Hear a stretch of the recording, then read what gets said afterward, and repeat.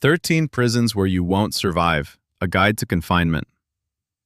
Welcome, esteemed reader, to the darkest guide ever compiled by someone who has endured enough to write it and been wise enough to explore these places solely through archives and the testimonies of survivors, because those who ventured there personally are often no longer asked about their experiences. Before you are 13, addresses that won't appear on any tourist brochure. 13 locations where architecture serves not to protect society, but to ensure its methodical disappearance, one person at a time. No self-respecting travel operator would offer you these destinations, and a return ticket is not guaranteed due to the very conditions of the journey. If you are ready, and if you are sure you are ready, fasten your seatbelts. Our first destination awaits. If you read to the end, please like and comment on which prison you found the scariest. I bet you won't guess the final number. Story 1. Tadmor Prison, a Syrian castle where silence was a sentence. There are places on Earth that look like prisons in the most literal sense of the word, with bars, walls, guards, and official documents confirming their legal existence.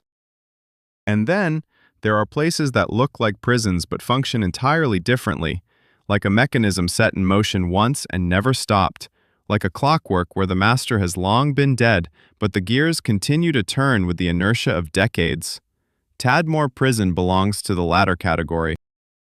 Located in the Syrian desert near the ancient city of Palmyra, it existed as if in two realities simultaneously. Outside were the historical ruins of one of the greatest civilizations in the Middle East, arches and colonnades that UNESCO has listed as a World Heritage Site.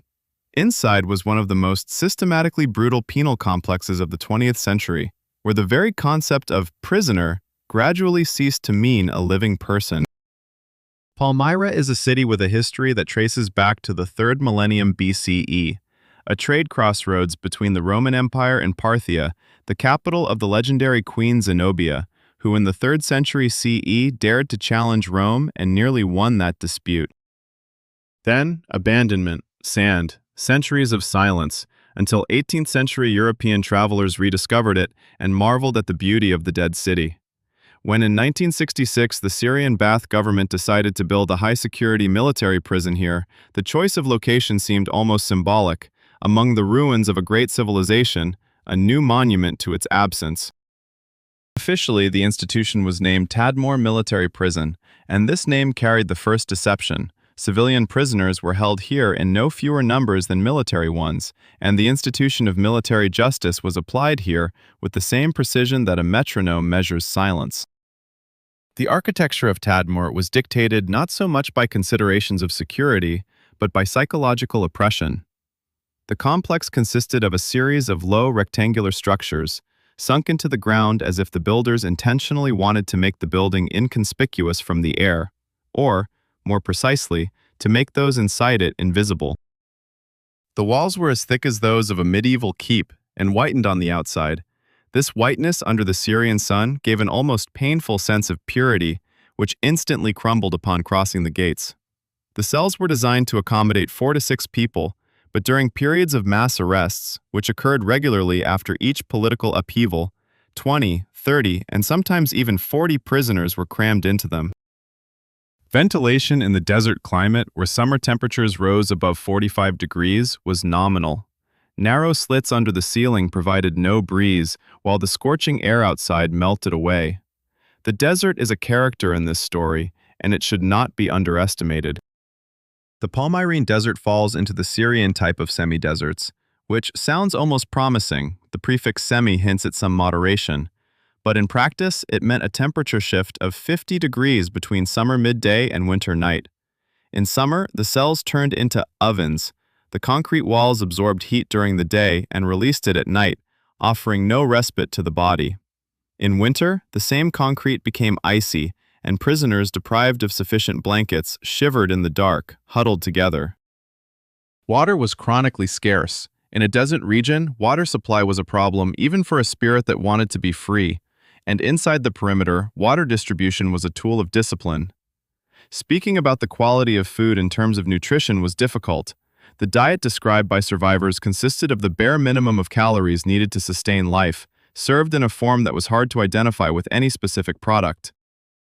The regime system in Tadmor was constructed around the principle of total suppression of individuality through absolute silence. This is not a metaphor or artistic exaggeration. It was a literal rule of internal order. Prisoners were forbidden to talk. Not during certain hours, not in the presence of guards, not while exercising, at all. Whispering was punished just as harshly as shouting. The system of silence practiced in Tadmor is described by survivors as one of the most destructive tools of the institution, not because it is physically impossible to be silent, but because silence stretched over months and years methodically erodes the boundary between oneself and madness. Humans are fundamentally linguistic beings. Deprive them of the ability to articulate what is happening, and reality begins to blur. Tadmor came into the spotlight of the world press in 1980 when an event occurred that would go down in history as the massacre at Tadmor. On the 28th of June 1980, there was an assassination attempt on President Hafez al-Assad. Members of the organization known as the Muslim Brotherhood fired on his convoy. Assad survived. The reaction was immediate. That very night, a unit of elite paratroopers commanded by Rifat Assad, the president's brother, landed in Palmyra. The exact numbers remain a subject of historical debate, however. Human rights organizations and witnesses agree that within a few hours, between 500 and 800 prisoners were executed, almost all those who were in the prison at that time. It was not an act of legal retribution, as none of the deceased were connected to the assassination attempt. Most were imprisoned on political charges unrelated to the Muslim Brotherhood. It was a demonstration, a message directed at anyone who might doubt the regime's steadfastness. Among the documented cases, the story of the Syrian poet and doctor Adel Mala holds a special place. He was arrested in 1978 on charges of membership in a banned political organization. Mala spent several years in Palmyra and, after his release, wrote a testimony that became one of the few detailed documentary sources about the internal structure of the prison. His description of sound, more precisely the absence of sound, has become iconic. He wrote that he learned to tell the time of day by the changes in the quality of silence. For absolute silence does not exist even where silence is the law. And in those barely perceptible nuances, the creak of a distant door, the howling of the wind through cracks, the shuffling of shoes on concrete, he sought evidence that the world beyond the walls still existed. Another witness, Mustafa Kalaj, a painter arrested in the early 70s, remembered that in the first weeks of his imprisonment, he continued to mentally draw, composing in his mind, mixing imagined colors, arranging color sequences. This inner theater was his way of preserving himself in conditions designed for the opposite. Escape attempts from Palmyra took on a somewhat mythological character. They were talked about, planned in whispers, but there is virtually no archival evidence of successful escapes. This was explained not so much by the technical perfection of the perimeter, but rather by geography. The desert surrounding the prison itself served as an additional ring of confinement. Even if someone managed to overcome the walls and guards, the nearest settlement was far enough away that it was impossible to reach on foot without water in the desert climate. The desert was an ally of the regime, silent and impeccable. In 2011, with the onset of the Syrian civil war, Palmyra was officially closed. Albeit briefly, it was reopened in 2012. In 2015, the complex was captured by the Islamic State, which detonated part of the buildings. Today, Tadmor exists in ruins next to the ruins of Palmyra, twofold testimony to how people excel at destroying what they have created and creating what ought to be destroyed. It is better to study this place through books, through the testimonies of survivors, through articles from Amnesty International, through everything that allows an understanding of the mechanics of the system without falling into its grasp. The Tadmor prison operated not because it was exceptionally cruel. History knows worse examples. It functioned because it was consistent. Silence like a verdict. The desert as a wall. Silence as a method. The system was so finely tuned that it was ready to completely re-educate you, leading to full dissolution in the white desert air.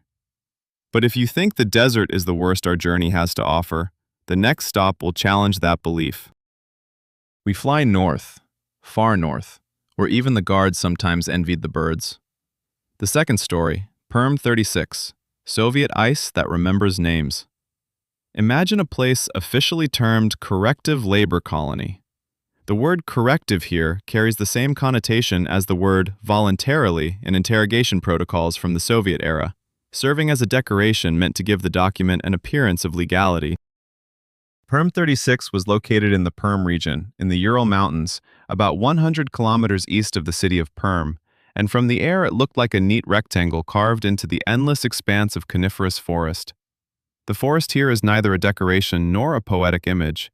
It is part of the concept, as the taiga in these latitudes functions much like the desert around Tadmor, serving as an additional wall, behind which lies nothing but more taiga, frost, and distance from human habitation.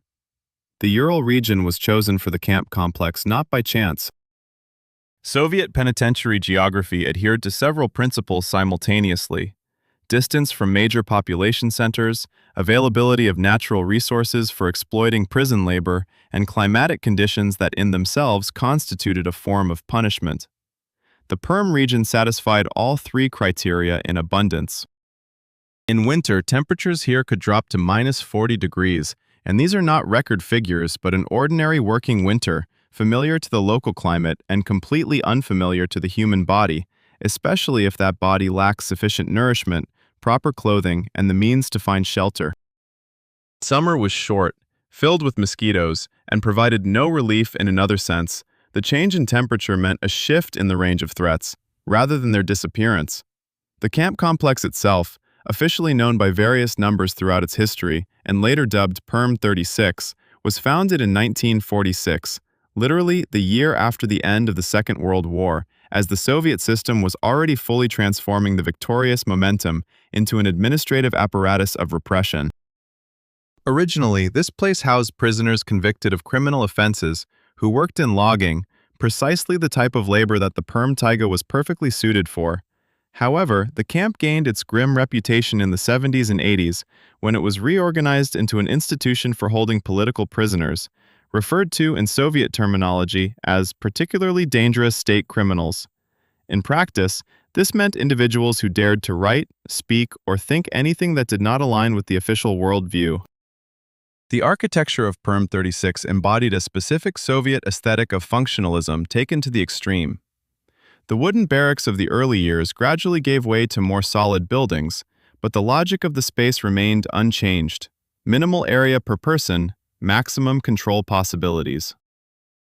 The zones were divided into several sectors, each varying in regime severity, with the strict regime sector being the most terrifying. Here, prisoners were confined in cells around 8 square meters in size, designed for 2 people. The windows in the cells were not only barred, but also equipped with so-called muzzles, metal hoods that allowed light in, but completely blocked any view beyond the narrow rectangle of sky. In these conditions, the sky became the only unblocked view of the outside world, a strip of gray Ural air above the metal hood. The daily routine in Perm 36 was structured so that each element contributed to the exhaustion of the individual, not instantaneous but methodical, stretched over time. Rising at 6 in the morning upon signal, the work under strict regime took on a largely ritualistic character, no longer logging as in earlier years, but monotonous manual labor such as assembling products, sewing mittens, and other meaningless tasks performed merely as instruments of coercion for submission. The quotas established were carefully calculated with the precise understanding that meeting them was on the edge of possibility, right where a person could still manage, but at the cost of complete physical and nervous depletion. Failing to meet the quota led to a reduction of the already meager rations, thus accelerating the spiral of exhaustion. Among the prisoners at Perm 36 were individuals whose names later became symbols of the Soviet dissident movement. Vasily Stus, a Ukrainian poet, was arrested for the first time in 1965 and endured several terms of imprisonment, the last of which he did not survive. Stus died in Perm 36 in 1985, under circumstances officially classified as death from heart failure, contested by his supporters to this day. Shortly before his death, he had been nominated for the Nobel Prize in Literature. The committee was considering his candidacy in the very year he died in his cell. This detail possesses a chilling irony that no screenwriter could conceive. The Nobel Committee in Stockholm and the prison known as Perm 136 existed simultaneously, viewing the same person from diametrically opposite perspectives. Sergei Kovalyev, a biologist and human rights activist and one of the founders of the Moscow-Helsinki Group, spent 3 years in Perm 136, from 1976 to 1979. He later described the Ural winter as a character with its own demeanor, not hostile in the human sense, but completely indifferent, which was even worse. The frost did not pursue you, it simply existed, and in that existence, there was neither malice nor the possibility of appeal. The guards might make a mistake, a supervisor could, in a good mood, grant an extra minute by the stove, but the frost made no mistakes and was unaware of good spirits. Kovalyev survived Perm 136, became a member of the State Duma, the Commissioner for Human Rights under President Yeltsin, and for the rest of his life remained a voice reminding others of what occurred in such places, while they preferred to forget. Natan Sharansky, a mathematician and refusenik, arrested in 1977 on charges of espionage for the CIA, spent part of his 9-year imprisonment under conditions comparable to Perm 136, and later wrote the book Fear No Evil, which became one of the most significant testimonies of the era. His strategy for psychological survival deserves special mention. Sharansky played chess against himself, in his mind, without a board or pieces, composing and analyzing games in the space of memory. This activity, requiring complete concentration and creating an inner world fundamentally inaccessible to external control, was his way of preserving that part of himself which the system could not confiscate. The administration confiscated books, letters, and medications. The thought of confiscating thought was impossible, and Sharansky knew this. The protests in Perm 136 were different in nature from those in most other prisons around the world. There were no mass uprisings seizing buildings and demanding action from the administration. The political culture of the dissident movement encouraged other forms of resistance. Hunger strikes that were coordinated and immediately reported to the outside through letters passed with released prisoners. Refusal to work as a collective political act. Compiling and sending out documents about violations of the regime, a human rights activity that continued inside the camp with the same persistence as it was conducted outside. This was perhaps the most unusual type of resistance found in the penitentiary history of the 20th century. People imprisoned for their words continued to write words from behind bars, and in the end, those words proved stronger than the bars. In 1988, during the era of glasnost, Perm 136 was closed. In the 1990s, a museum dedicated to the history of political repression was established on its territory, the only one of its kind in Russia that preserved the authentic infrastructure of the camp: barracks, guard towers, barbed wire, punishment cells, a kitchen with its inventory, documents, and personal belongings of the inmates. For several years, the museum served as a truthful testament to what had occurred here. Then the political climate changed, and in 2014, the concept of the museum was revised in a direction that its founders considered to rehabilitate the repressive system. Some staff members resigned in protest. The story of Perm 36, therefore, did not end with the camp's closure. It continues in the form of debates about how it should be remembered, and whether it should be remembered at all.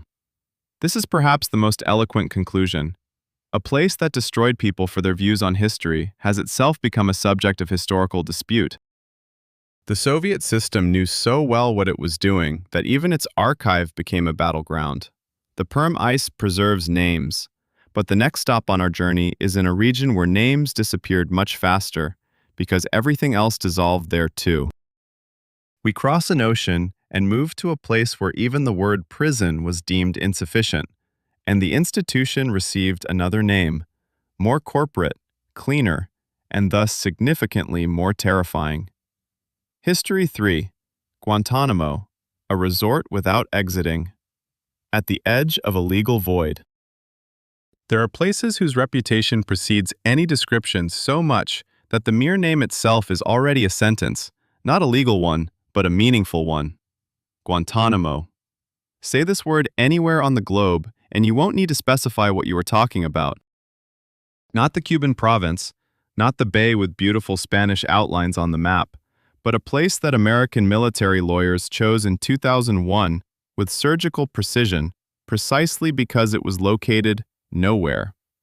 Formerly, on the territory of Cuba, rented by the United States since 1903 under a treaty that Cuba has long considered invalid, yet the annual rent of $4,250 continues to be deposited into the account of the Cuban government, which has fundamentally not cashed these checks since 1961. This is perhaps the most expensive symbolic act in the history of banking. Guantánamo Bay juts into the southeastern coastline of Cuba, and the naval base known by the abbreviation NAVSTA Guantánamo Bay, or simply GITMO, occupies about 120 square kilometers on both sides of the bay. The climate here is Caribbean, that is, formally tropical, with temperatures that would look attractive in a tourist brochure, around 30 degrees year-round, humidity, blue sea. It is this circumstance that gave rise to one of the darkest jokes in the history of the human rights movement. When the Bush administration first released photos of detainees sitting outdoors in orange jumpsuits, an official described the conditions of their detention as humane, adding that the detainees were in a lovely climate. Formally, it was true. Practically, it was about as informative as saying that Pompeii in 81 AD enjoyed warm weather. The history of the place begins much earlier than the events of the 21st century. Americans gained control of the bay after the Spanish-American War in 1898, when Cuba formally became independent. But this independence came with a number of stipulations that made it quite conditional. The Platt Amendment, included in the Cuban Constitution under American pressure, granted the United States the right to intervene in the island's internal affairs and establish military bases, rights that were quickly exercised. The Guantánamo base was originally a coaling station for the fleet, then a full-fledged naval base, and later a temporary detention site for Cuban and Haitian refugees in the 90s. But all this is backstory. The true story began on September 11th in 2001, more precisely during the weeks following it, when the American administration sought a location that would be American but not entirely, would fall under American control but not under American laws, would exist in the real world yet remain beyond the reach of American courts. The legal framework constructed around Guantánamo is perhaps the most sophisticated intellectual product of early 21st century American jurisprudence, and simultaneously the most candid testimony of what jurisprudence is capable of when its task is not the protection of rights, but their circumvention. The Bush administration devised the concept of unlawful enemy combatants, a category not recognized by the Geneva Conventions, American domestic law, or any other legal system that existed prior to this time. The idea was simple in its elegance. A person categorized in this way was not considered a prisoner of war. Therefore, they did not enjoy the protections of the Geneva Conventions. They were not considered a defendant under American criminal law. Thus, they had no right to an attorney, a jury trial, or the presumption of innocence. They existed in a legal space specifically constructed to contain no rights. Camp Delta, built at the base in January of 2002, began with structures that journalists and human rights activists immediately called cages, and not metaphorically. The first cells were open metal enclosures measuring roughly 2 meters by 2.5, covered with a roof but open on the sides, without walls in the conventional sense of the word. The toilet was a hole in the floor, the shower was a hose, the bed was a metal frame with a mattress. All of this was under the Caribbean sun, which, in this context, was no longer a tourist attraction. Conditions were later somewhat improved. Walls were added, air conditioning units were installed, and more substantial infrastructure was developed. Yet, the logic of detention remained unchanged. Isolation, uncertainty, and the absence of any clear legal status. Uncertainty was perhaps the most sophisticated tool employed at Guantánamo. Most prisons around the world, no matter their nature, imply some form of sentence, length, release date, a certain certainty about the horizon. Even in Soviet camps, people knew how long they were sentenced to. In Guantánamo, that was not the case. Detainees were held without charges, without trial, without any idea of when or under what conditions they might be released. This state, psychologists refer to it as learned helplessness and uncertainty of outcome, is one of the most destructive experiences for the human psyche. The brain is capable of adapting to a certain level of suffering. It develops strategies, keeps track of time, forms expectations. Suffering of an indeterminate duration robs it of that ability. Mohammed al-Qahtani, a Saudi citizen captured in Afghanistan at the end of 2001 and transferred to Guantánamo, spent over 10 years there. His case became one of the most documented. In 2005, journalists managed to obtain interrogation logs that spanned hundreds of pages and detailed methods of coercion over several months. These methods were officially termed enhanced interrogation techniques and included multiple-hour sleep deprivation, forced stress positions, exposure to extreme temperatures, both the cold from air conditioning set to maximum and heat, along with loud music playing continuously. None of this was formally classified as torture, because the category of torture in legal memos prepared for the Bush administration was redefined to exclude most of what was listed. It was elegant. It was terrifying precisely in its elegance. Brandon Neely, an American soldier who served at Guantánamo in 2002 and later became one of the few guards to publicly speak about what he witnessed, described not just isolated incidents, but the overall atmosphere. The sense that the place existed beyond normal rules, that actions unthinkable in any other context became routine here. He spoke about the psychological impact of this atmosphere on the guards themselves, how the normalization of violations gradually altered perceptions of what was acceptable. According to him, Guantánamo was dangerous not only for those held inside, but also, in another less obvious sense, for those who were obligated to serve there. The case of Salim Hamdan, the personal driver of Osama bin Laden, who was brought to Guantánamo in 2002, became a legal earthquake.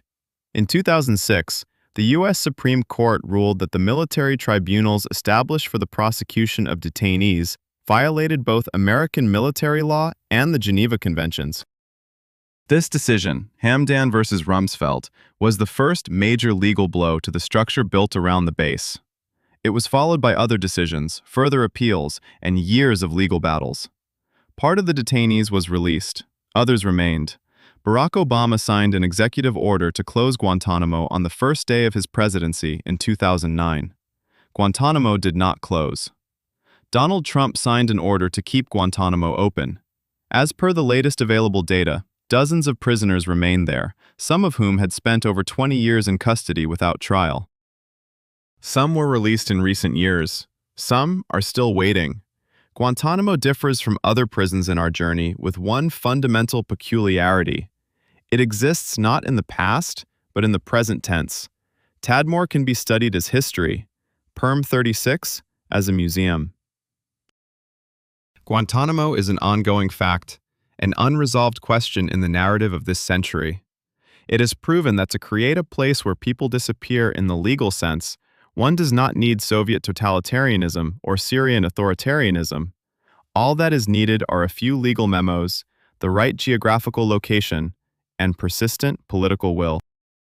The administration structured the system so effectively that even the change of several presidents could not dismantle it.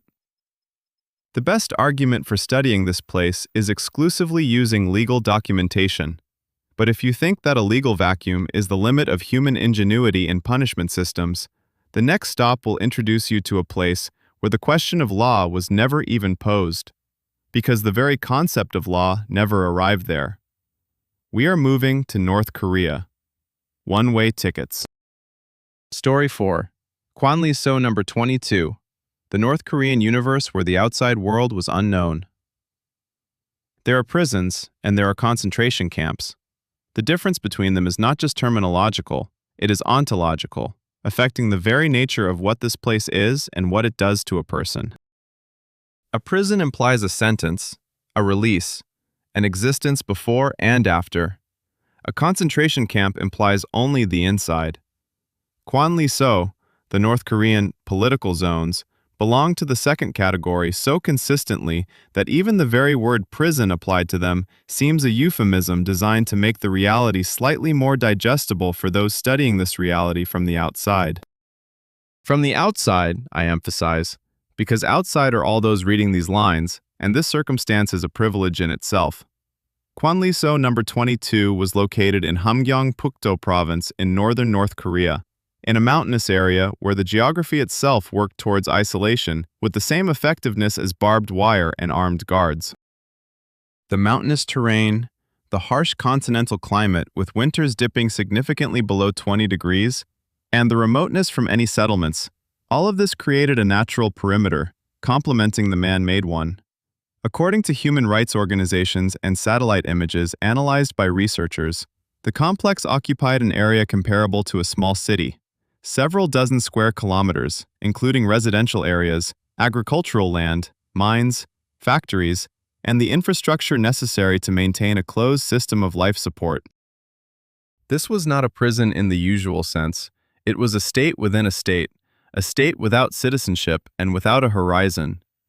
The Kwanliso system emerged in North Korea in the late 1960s under Kim Il-sung and was based on a principle called Yeonjwa-jwe in Korean, collective punishment based on familial ties. The logic of this principle is simple and ruthless. If one member of a family commits a political crime, real or imagined, 3 generations of their relatives are subject to punishment. Children, parents, brothers, sisters, nieces, and nephews all became accomplices to a guilt they may not even have known about and to which they had no connection. A child born in a Kwanliso to parents who were imprisoned there before their birth became a prisoner with their very first breath, without trial, without accusation, without understanding why. In this sense, Kwanliso was not just a place of punishment, but a place of producing the punished. The system reproduced itself across generations. Kwanliso number 22 housed, at different times throughout its history, between 30 to 50,000 people simultaneously. These numbers are hard to comprehend on a human scale. 50,000 people is a small provincial town, a stadium nearly full, a population sufficient to have its own demographics, its own social structure, its own, frighteningly distorted, culture. People were born, grew up, worked, and died here without the slightest notion that there was a world beyond the barbed wire. Not because they were not allowed to think about it, but because they had no information from which to form an image of that world. The external world was an abstraction, devoid of concrete substance. The architecture of the camp, reconstructed by researchers based on testimonies from survivors and satellite images, represented a functional system for the exploitation of human labor. The prisoners worked in coal mines, on agricultural lands, and in lumber enterprises, 16 to 18 hours a day, 7 days a week, in conditions where the very notion of a working day lost its meaning, as it presumed the existence of non-working time. The food provided was based on the principle of minimal sufficiency to maintain work capability, not health, not well-being, but specifically work capability, since work capability had practical value and everything else did not. Corn, salt, and sometimes cabbage constituted a diet where avitaminosis and associated diseases were the norm rather than an exception. Shin Dong-hyuk became the first, and for a long time the only, person born in a Kwanliso to manage to escape from there and reach the Western world. His story, told to journalist Blaine Harden in the book Escape from Camp 14, relating to another complex, Kwanliso number 14, although the system was the same, is one of the most complete testimonies of what life was like inside. Shin was born in a camp in 1982. His parents were brought together by the administration to live as a reward for good work. This was standard practice, where even starting a family was a privilege granted from above and could be taken away at the guard's discretion. Until he managed to escape at the age of 23, Shin knew no songs, read no books, and had no concept of what money, a city, or a state was beyond the camp. His account of childhood in the Kwanliso lacks the sentimental tone we typically expect from stories about children in harsh circumstances, and it is this absence that makes it especially powerful. He did not miss the freedom he had never known. He did not dream of a better life. he had no image of a better life. His moral universe was entirely shaped by the camp system. Reporting on parents was encouraged, solidarity with other prisoners was punished, and survival was an individual project that left no room for any feelings except those that were practically useful. When, in his childhood, he informed the guards about his mother and brother planning to escape, because that was how things were arranged, and was rewarded for it while his mother and brother were executed, he describes this event without tears and without remorse for that time. He simply did not have the emotional vocabulary to experience it any differently. He began to build this vocabulary much later, outside, and this process turned out to be more painful than much of what he endured inside. Shin's escape in 2005 became possible due to a chance meeting with another prisoner, an older man named Pak, who had entered the camp as an adult and retained memories of the outside world. It was Pak who told Shin that cities existed, that food could be chosen, and that the sky did not end in barbed wire.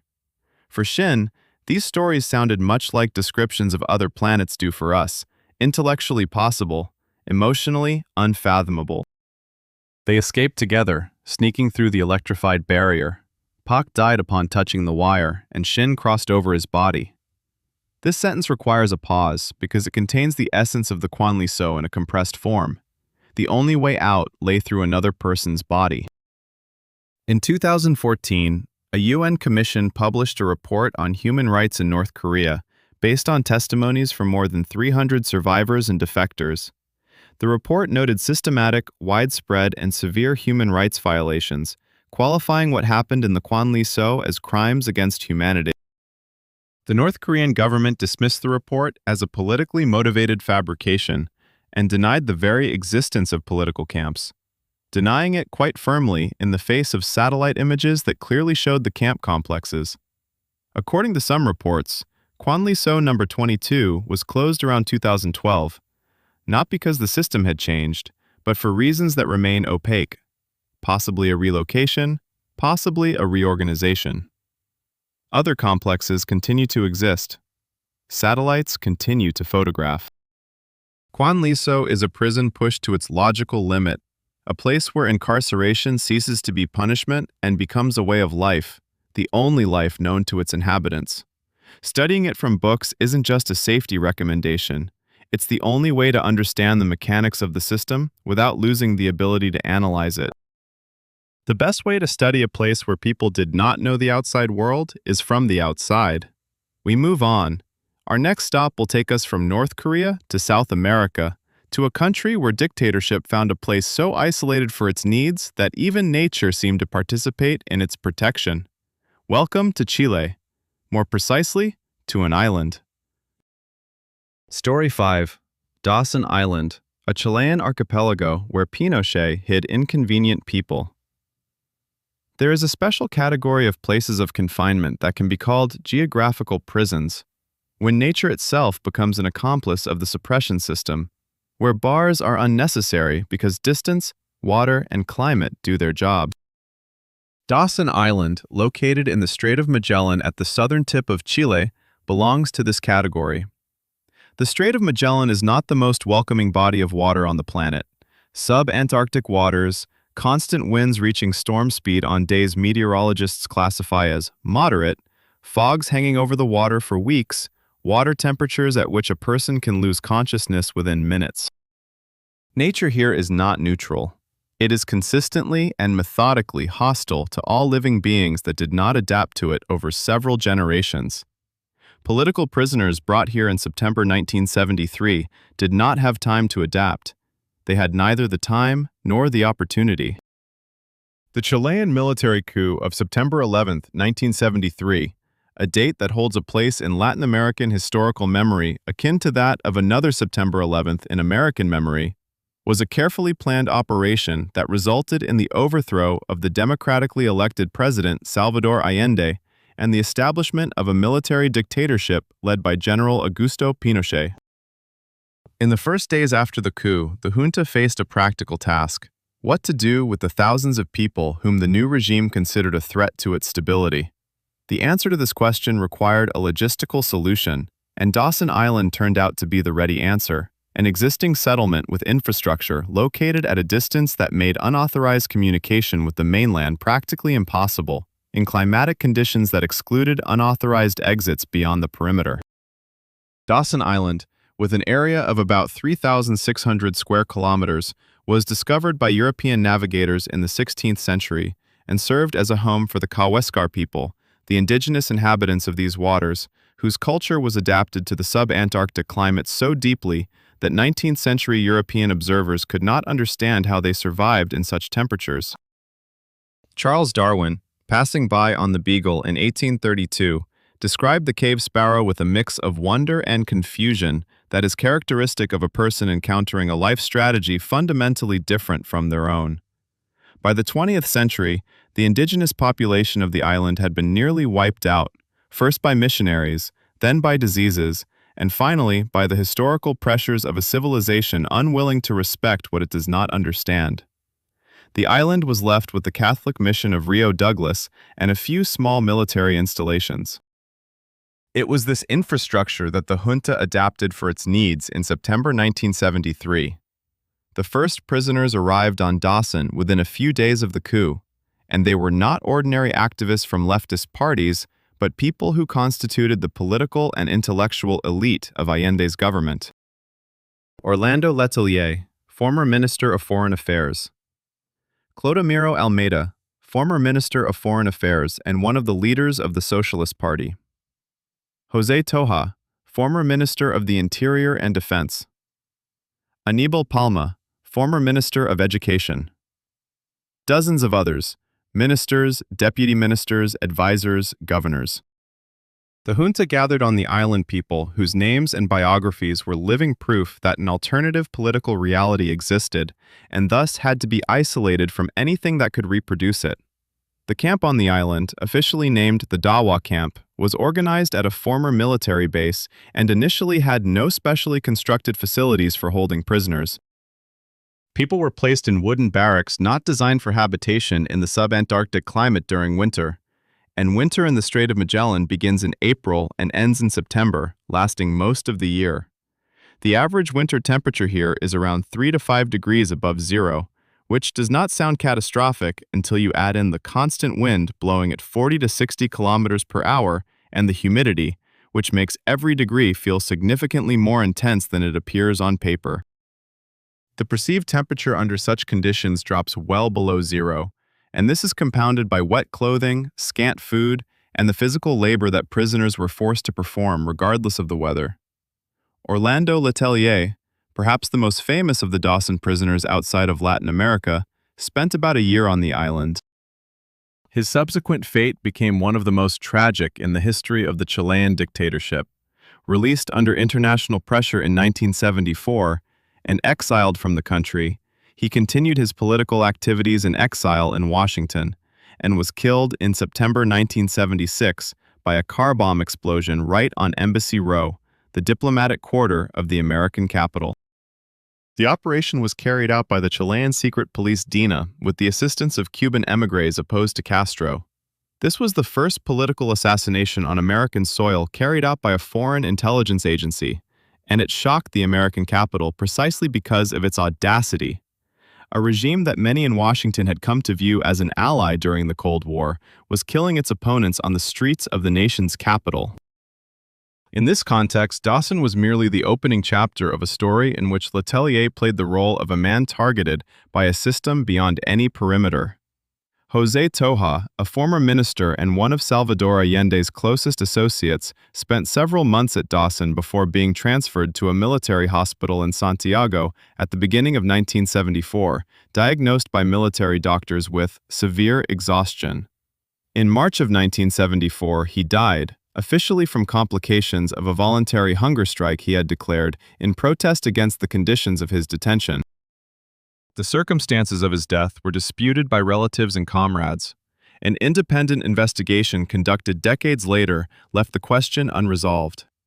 Toja was one of many who were taken physically by Dawson, through the climate, the scarcity of food, and the systematic humiliation of people used to a different way of existence.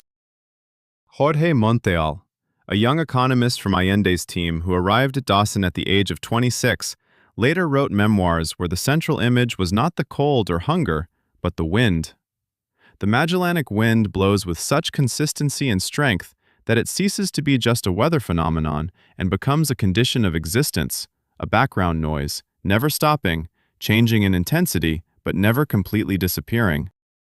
Monteal wrote that the wind became a metaphor for the regime, not because the regime resembled the wind, but because both phenomena shared the same quality. They existed, regardless of whether you wanted to acknowledge them, and did not respond to the desire for them to cease. International pressure on the junta demanding the release or at least the legalization of the status of Dawson's prisoners grew throughout 1974. Among those advocating for the release of Chilean political prisoners were the governments of Western Europe, the Organization of American States, and, with varying degrees of insistence, the Ford administration in the United States. By the end of 1974 and the beginning of 1975, most of the Dawson inmates were transferred to other detention facilities, released under house arrest, or exiled from the country. The island emptied as quickly as it had filled, within a few weeks, leaving behind wooden barracks that the subantarctic climate began systematically destroying immediately after the last guard left the territory. In 2008, Chilean director Miguel Litton made the feature film Dawson Island, one of the first Chilean films to directly address the theme of the camp. The film received muted reviews from critics, but made a strong impression on the Chilean audience, for whom the theme of dictatorship remained painful and not yet fully processed nearly 30 years after its end. This alone is an indication of how memory works in such places. It does not fade away alongside barracks and barbed wire. It continues to live in documents, in books, in films, and in conversations between those who remember and those who are trying to understand. Dawson Island is good for study through maps and memoirs. The entire system is visible. How geographical isolation becomes a tool of state terror. How climate turns into an accomplice of the regime. How a place without bars can hold people more securely than any prison. The wind over the Magellan Strait still blows. The barracks are gone, but the wind remembers. We continue our journey. The next stop will move us from the southern tip of the American continent to the very heart of Africa, to where colonial architecture served new masters with the same willingness as it did the previous ones. Welcome to Rwanda. More specifically, the year 1994. Story 6. The Central Prison of Kuti, a Rwandan warehouse for people that survived genocide twice. There are buildings that survive several historical eras while remaining themselves, not because they are made from particularly durable materials, but because each new era finds a use for them that fits with their basic function. The Central Prison of Kuti in Kigali is one of these buildings. Built during the colonial period by the Belgian administration, it survived Rwanda's independence in 1962, several changes of government, chronic overpopulation in peaceful years, and the genocide of 1994, which transformed it from an overcrowded prison into one literally bursting at the seams, with a density of human bodies per square meter making the very concept of conditions of detention an academic abstraction. If Tadmor was a machine of silence, Perm 36 was a machine of cold, and Guantánamo was a machine of legal vacuum, then Kuti was a machine of overcrowding, a place where the very concentration of human bodies in a limited space became a form of slow destruction. Kigali is the capital of Rwanda, a small country in the center of the African continent, squeezed between the Congo, Uganda, Tanzania, and Burundi. It is a hilly city located at an altitude of about 1,500 meters above sea level, with a moderately tropical climate that is hot but not exhausting, humid but not stifling by equatorial standards. When the Belgians built the administrative infrastructure here in the first half of the 20th century, they applied standard colonial solutions, massive buildings made from local brick, designed for long-term use, with thick walls providing relative coolness, and minimal windows dictated by security considerations. The Central Prison of Kuti was designed to hold several hundred inmates. The exact number varies across different sources, but it was intended to meet the administrative needs of a small colonial territory with a population of several million people. Rwanda's independence did not bring about a fundamental revision of its penitentiary infrastructure, colonial buildings remained, as did colonial practices to a significant extent. For decades following independence, Quito operated as a typical prison by regional standards, facing common regional issues: chronic underfunding, insufficient nutrition, diseases, and corruption within the administration.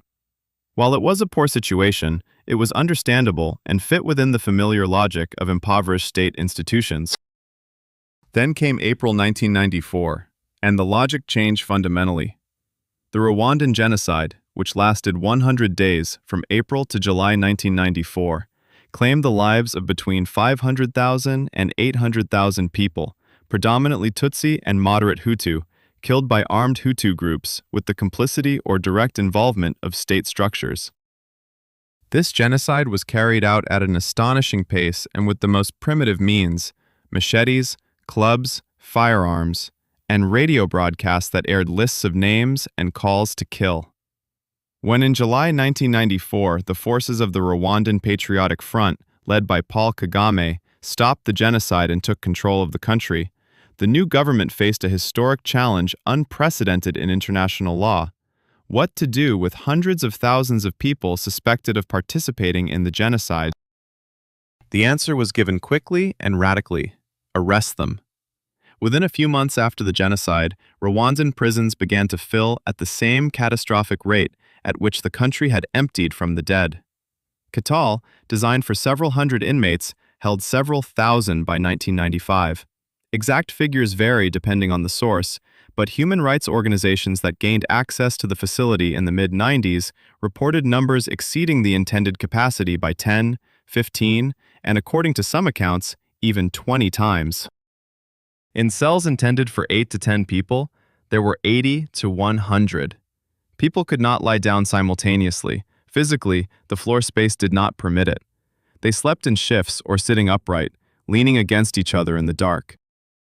Conditions documented by journalists and representatives of international organizations who accessed Quito in 1995 and 96 were such that reporters from major publications struggled to find the words that could convey what they saw without turning it into a chronicle of catastrophe. The ventilation in the cells, designed for 10 times fewer people, was catastrophically inadequate. The air was filled with carbon dioxide, the stench of bodies, and disease to such an extent that guards would only enter when absolutely necessary. The sanitary conditions, or rather the complete absence of them, meant that there was one bucket for every 100 people, which was not always taken out in time. Dysentery, tuberculosis, and skin diseases spread in these conditions with mathematical inevitability. People were not dying from executions or violence at the hands of the guards. They were dying from illness, from the stifling air, from the simple fact that the human body is not equipped to exist in a situation where even breathing becomes a competitive endeavor. Felician Kabuga was one of the main financiers of the genocide, a man who would later be dubbed the banker of genocide for financing the purchase of machetes, which became the primary weapon of murder. He only partially passed through the Rwandan prison system, as he spent many years hiding outside the country and was arrested in France only in 2020 when he was well over 80 years old. His fate is a separate story about how international justice is slow, but it does work. Most of those who ended up in Quito or other Rwandan prisons in 1994 and 1995 were smaller-scale individuals, neighbors turning in neighbors, ordinary participants in the killings, random victims of denunciations, people caught in the wrong place at the wrong time. Rwandan justice after the genocide became an unprecedented legal experiment. The International Criminal Tribunal for Rwanda, established by the United Nations in Arusha, Tanzania, was designed to try the organizers and main perpetrators of the genocide, but it was physically unable to handle the hundreds of thousands of accused. The solution was the traditional Rwandan justice system called gacaca, community courts held locally, where juries consisting of local residents reviewed the cases of the accused with the participation of surviving victims. The system was imperfect, sometimes overtly unjust, and at times corrupt. Yet, it allowed for the processing of around 2 million cases in a few years, a number that no national judicial system in the world could even dream of, even in the most optimistic plans. By the mid-2000s, the pressure on the prison system had somewhat eased as some prisoners were convicted, while others were released after pleading guilty. Emmanuel Muhaviramana, a young Rwandan lawyer who worked in 1995 for an international human rights organization and was one of the first to receive official access to Katal, described not so much individual scenes as the feeling of a space that had lost all familiar proportions. The prison, which he saw from the outside as a building of certain dimensions, ceased to correspond to those dimensions on the inside, because the number of people in it made the space subjectively infinite and, at the same time, claustrophobically compressed. He wrote about sound, not individual voices or cries, but a constant background hum of several thousand breathing, coughing, moving people, which never ceased, night or day, and which he continued to hear for several days after leaving the institution. Kuthal continues to operate today as a functioning prison, reformed, with incomparably better conditions than in the 90s, having undergone several waves of international aid and structural changes. Over 30 years, Rwanda has traveled a path that most observers in 1994 considered impossible, from a country destroying itself at a rate of 8,000 people a day to one of the most stable and rapidly developing states in Africa. This does not mean that everything is resolved and forgiven. The Rwandan society lives with the memory of genocide, alongside those who experienced it and those who participated, quite literally as neighbors. But Kuthal of the 90s serves as testimony to what happens when a state attempts to resolve issues through a prison system designed for a few hundred individuals, rather than addressing a whole society through such an institution. The outcome was predictable, and no less terrifying because of that. Study Kuthal through the reports of Amnesty International and materials from the UN Tribunal. They contain all the necessary information, nothing more, nothing less. Our journey continues. The next stop will take us from post-colonial Africa to a place that itself symbolizes colonialism in its most blatant and shameless form, where the British Empire resolved its penal issues using an island remote enough to be forgotten. Welcome to the Indian Ocean. Story 7. Cellular Prison Complex of Port Blair, the British Island of Oblivion, where India disappeared by sentence. There exists an architectural genre one could call prison as manifesto, a building constructed not simply to confine people, but to demonstrate a specific philosophy of power embodied in stone, metal, and geometry of halls. The central prison of Port Blair, located in the Andaman Islands and known among Indian historians and in popular memory as Kala Pani, Blackwater, falls into this genre. The British colonial administration built it from 1896 to 1906, a period of 10 years during which several thousand Indian prisoners, already held on the island under less solid conditions, watched as the building rose, soon to become their home for years or decades. This construction carried a peculiar psychological effect. You see the walls of your future cell grow and understand that they are built to last, forever, with no intention of ever removing them. The Andaman Islands are located in the Bay of Bengal, about 1,200 kilometers from mainland India and 500 kilometers from the coast of Myanmar. The distance was of paramount importance for the British colonial penitentiary system. It was far enough to make the islands virtually unreachable for escape by swimming or using makeshift craft, and adequate to isolate detainees from any political networks on the mainland. The climate of the archipelago is tropical and humid, with temperatures rarely dropping below 25 degrees and humidity reaching 100% during the rainy season. This is not a climate that kills instantly. It kills slowly, through diseases, through heat exhaustion, through tropical fevers for which the humid, hot air is the ideal breeding ground, and which in the 19th century were untreatable with any means available to the prisoners. The history of British use of the Andaman Islands as a place of exile begins after the uprising of 1857, known in British historiography as the Indian Rebellion and in Indian national memory as the First War of Independence. After suppressing the uprising, the British administration found itself faced with the necessity of housing thousands of political prisoners, too numerous, too public, and too dangerous to be placed on the mainland, where their presence could become a focal point for new resistance. The Andamans perfectly solved this problem, far enough for influence to be minimal, yet close enough for logistics to remain manageable. The first prisoners arrived on the islands in 1858 and began clearing the jungles and constructing the initial infrastructure. That is, they were literally building their own prison, which is one of those details that adds a characteristic touch of dark absurdity to the colonial penitentiary history. The Kalapani building, erected at the turn of the 19th and 20th centuries, was designed according to the principles of the panopticon, a concept developed by British philosopher Jeremy Bentham in the late 18th century and which became one of the most influential architectural ideas in the history of penology. The panopticon envisioned a central observation tower from which one guard could see all the cells simultaneously, while the prisoners could not know whether they were being watched at any given moment. The psychological effect was precisely calculated. The constant uncertainty regarding observation created a self-discipline embedded within the space itself. A person began to behave as if they were always being watched, because they could never be sure that they were not. Kalapani realized this concept with 7 wings spreading from the central octagonal tower like the spokes of a wheel. Each wing was 3 stories high and contained cells measuring approximately 4.5 by 2.5 meters, small, intended for single occupancy, with a single ventilation hole near the ceiling, insufficient for the tropical climate. The complex housed around 700 cells, a number that illustrates the scale of the undertaking. Solitary confinement was a fundamental element of the system. Isolating prisoners from one another eliminated the possibility of organization, communication, and solidarity, resources that could transform individual inmates into a collective force.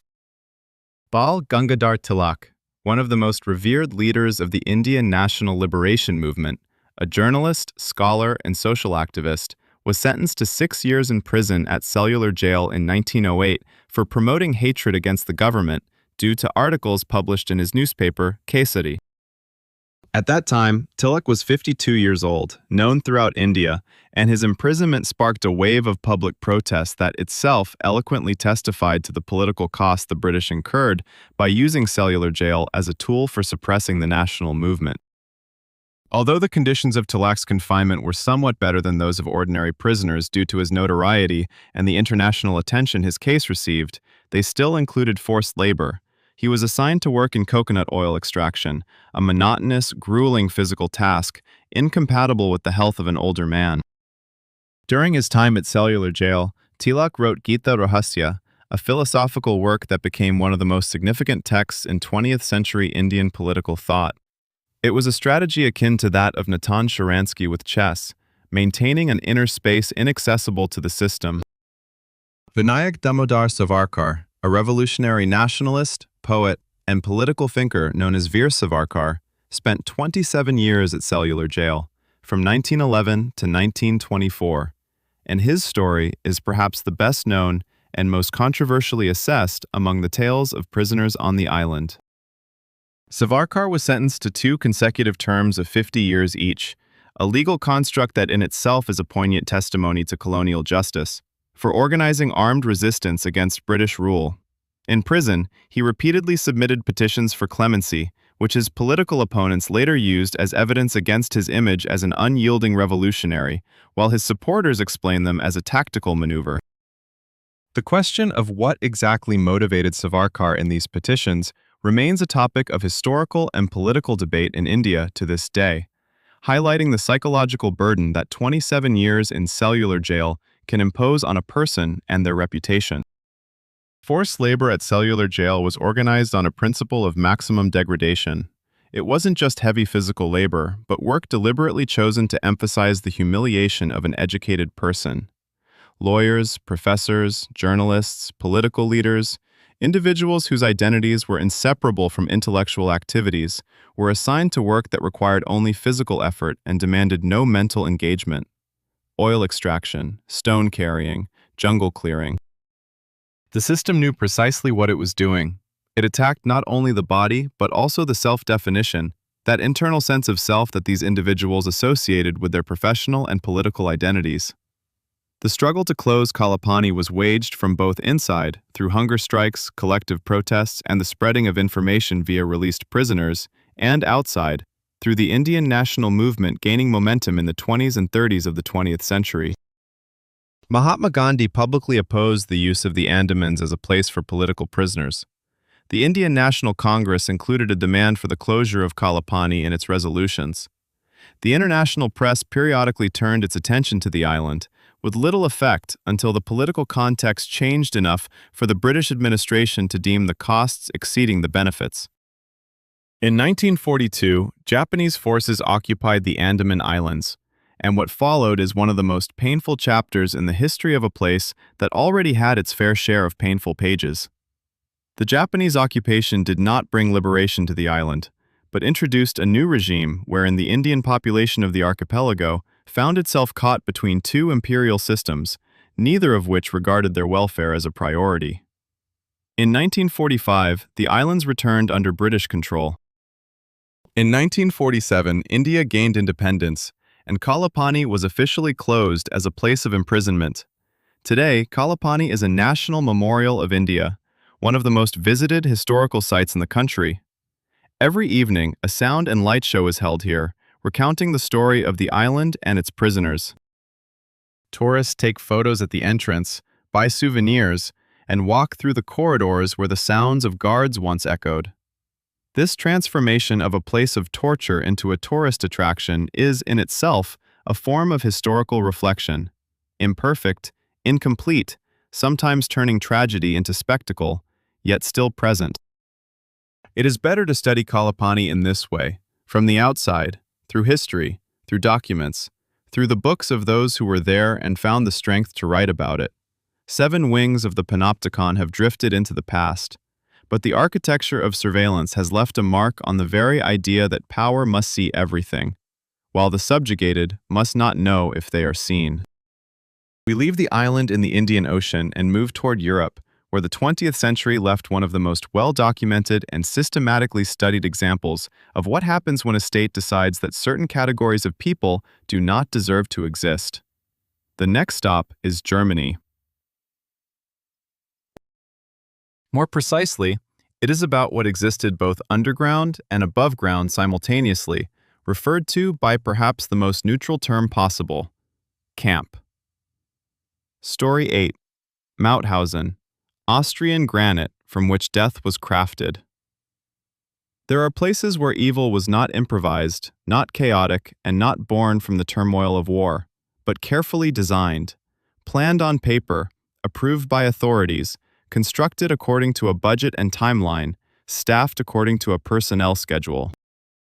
The Mauthausen concentration camp in Austria is precisely such a place, an industrial enterprise whose product was the extermination of people, organized with the meticulousness that the German administrative tradition was capable of applying to everything it undertook. While most places on our journey horrify due to their spontaneity or the system's indifference, Mauthausen horrifies in a different way. It horrifies with its order. Everything here was accounted for, recorded, classified, and documented. Death here had an inventory number. Mauthausen is located in Upper Austria, about 20 kilometers east of Linz, the city where Adolf Hitler grew up and to which he maintained a sentimental attachment throughout his political career. This coincidence is not a matter of chance. The site selection for the camp was influenced by its proximity to the granite quarries of Mauthausen, whose resources were intended to provide construction materials for grand architectural projects planned for the transformation of Linz into a model city of the new empire. In other words, the camp was built so that prisoners could extract the stone from which Hitler intended to construct a monument to himself. This statement deserves a pause, because it encapsulates the entire Nazi project in a nutshell. People as tools, architecture as an end goal, death as a byproduct of production. The camp was founded in August 1938, a few months after the Anschluss, the annexation of Austria to Germany, and was initially intended for prisoners transferred from the overcrowded Dachau. These were mostly German criminals and political prisoners, classified by the Nazi system according to the color of their badges: green triangles for criminals, red for political prisoners, pink for homosexuals, yellow stars for Jews, brown for gypsies, and purple for Jehovah's Witnesses. This system of color-coding human destinies is perhaps one of the most vivid testimonies to how the bureaucratization of evil operates in practice. When every victim has a category and a badge, they cease to be a person and become a unit of classification. It is significantly easier to manage units of classification than to manage people. The architecture of Mauthausen was designed for long-term use. It is not a temporary camp hastily thrown together from planks, but a solid structure made from local granite, the extraction of which was carried out by the prisoners themselves. Massive walls, watchtowers, gates with the inscription Arbeit macht frei, work sets you free, a cynical maxim that adorned the entrances to several Nazi camps and became one of the most recognizable symbols of the entire system. Inside the perimeter were barracks, administrative buildings, a kitchen, a hospital that served functions contrary to its name, and special facilities erected later to expedite the process that the administration referred to in documents as special treatment. The granite quarry, known as the Viennese Canal, was located a few hundred meters from the main campsite perimeter, and the path to it consisted of 186 steps carved into the rock, a staircase that entered history under the name Stairs of Death. Prisoners descended these stairs to the quarry every morning and climbed back in the evening, carrying granite blocks weighing between 20 and 50 kilograms. The quota was calculated so that a physically healthy person would manage it at their limit, while a physically exhausted one would not manage at all. Falling on the stairs triggered a chain reaction. One fallen prisoner would knock down those following behind, and stones would roll down, crushing those below. The guards referred to the prisoners falling from the stairs as paratroopers, a manifestation of barracks humor that indicated the level of dehumanization reached by the system. Among the prisoners of Mauthausen was a special group whose fate became a symbol of one of the coldest episodes in the camp's history. In February 1941, a group of around 500 Dutch Jews, arrested during a raid in Amsterdam, was transferred from the neighboring camp of Gusen. They were placed in a special block and subjected to conditions that, even against the background of the general camp regime, stood out for their intensity over the course of several weeks. The details of what happened to this group were documented in post-war testimonies from surviving guards and the few surviving prisoners. Out of 500 individuals, only a handful remained alive. This story became one of the first episodes that the Dutch government in exile used to inform the Allies about what was happening in occupied Europe. Francisco Boix, a Spanish photographer and Republican who ended up in Mauthausen as a political prisoner after the defeat of the Spanish Republic in the Civil War, became one of the most unusual figures in the camp's history. Boix worked in the camp administration's photo lab, granting him access to materials that the guards never intended for outside eyes. For several years, he and a group of Spanish prisoners secretly copied and hid thousands of photographs documenting life and death in the camp, hiding them in the linings of clothing, and passing them to Austrian civilian workers on the grounds for safekeeping. After liberation in 1945, Bois handed these photographs over to the Allied forces and later to the Nuremberg Tribunal, where they became part of the evidence. He was the only Spaniard to testify at Nuremberg. His story was later adapted into a film, the Spanish movie The Photographer of Mauthausen, released in 1918, recreates it with documentary accuracy. Soviet prisoners of war became a separate category of detainees, whose fate in Mauthausen was determined by a special order that subjected them to even harsher conditions than other groups. In September 1941, the first large group of Soviet prisoners of war arrived at the camp, around 5,000 people, who were housed in conditions that did not allow for their survival even as a labor force. Within a few months, the majority of them perished. Among the survivors was Mikhail Rybelchenko, a Red Army officer who managed to endure the camp and later leave a testimony that became part of Soviet archival materials. His accounts of the winter of 1941-42 in Mauthausen are one of the few direct sources about this period from the perspective of Soviet prisoners. There was only one escape from Mauthausen, an event that entered history as the Mulvirtal rabbit hunt. In February 1945, around 500 Soviet prisoners of war from a special block executed a mass escape, breaking through the walls with the help of homemade ropes and fire hoses, which they threw at the guards to create distractions. Most were armed only with stones and makeshift clubs. About half perished during the escape. The remaining fugitives were pursued for several weeks, not only by the SS but also by the local civilian population, whom local Nazi authorities incited to hunt down the escapees, calling the operation the Rabbit Hunt. Most of the fugitives were captured and killed. A few were sheltered by Austrian farmers, families who risked their own lives for people they had never seen before. This is one of those details that do not fit into simple narratives of collective guilt. Even under Nazi Austria, there were individuals who chose otherwise.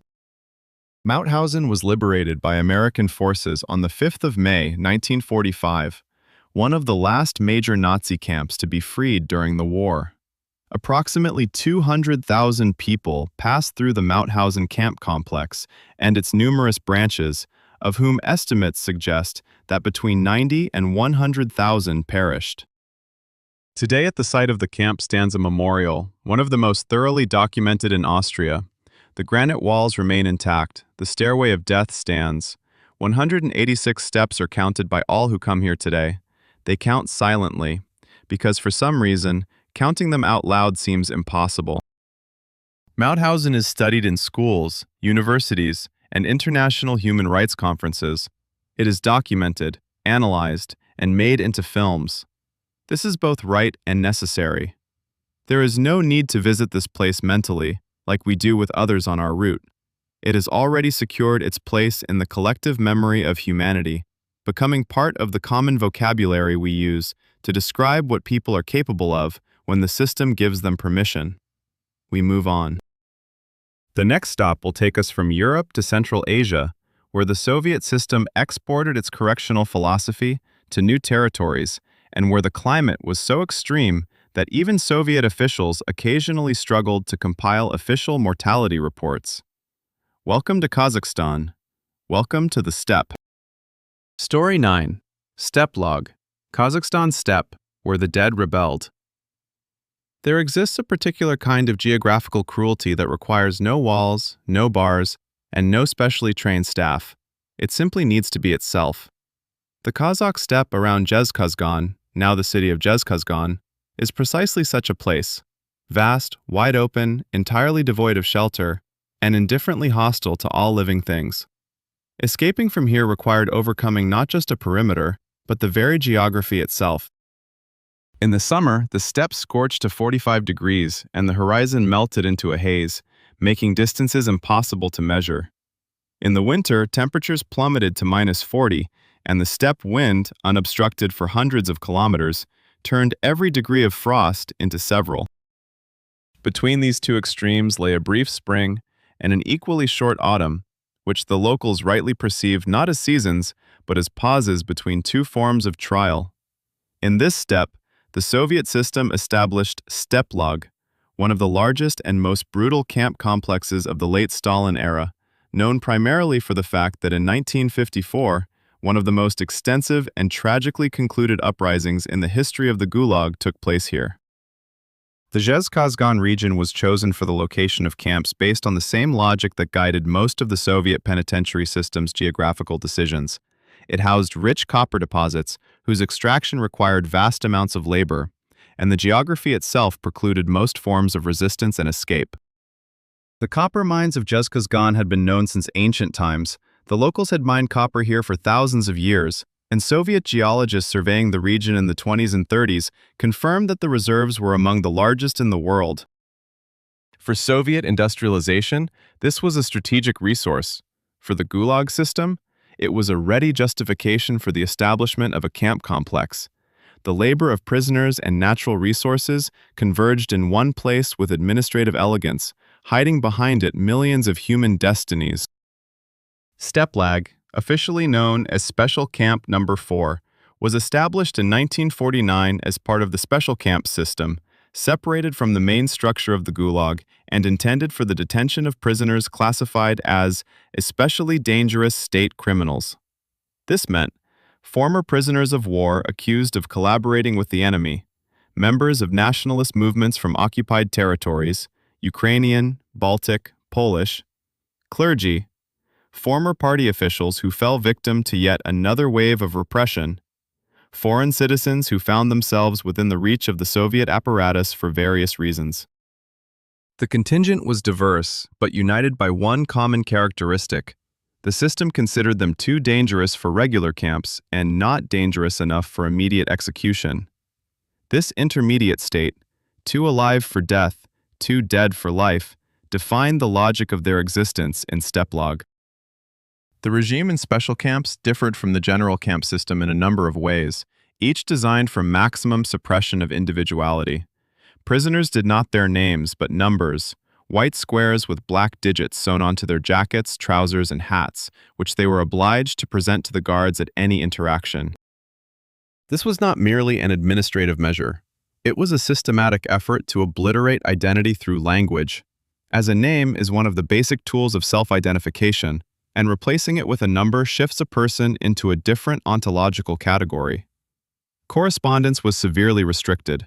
Cultural activities were banned. Political discussions were punished with solitary confinement.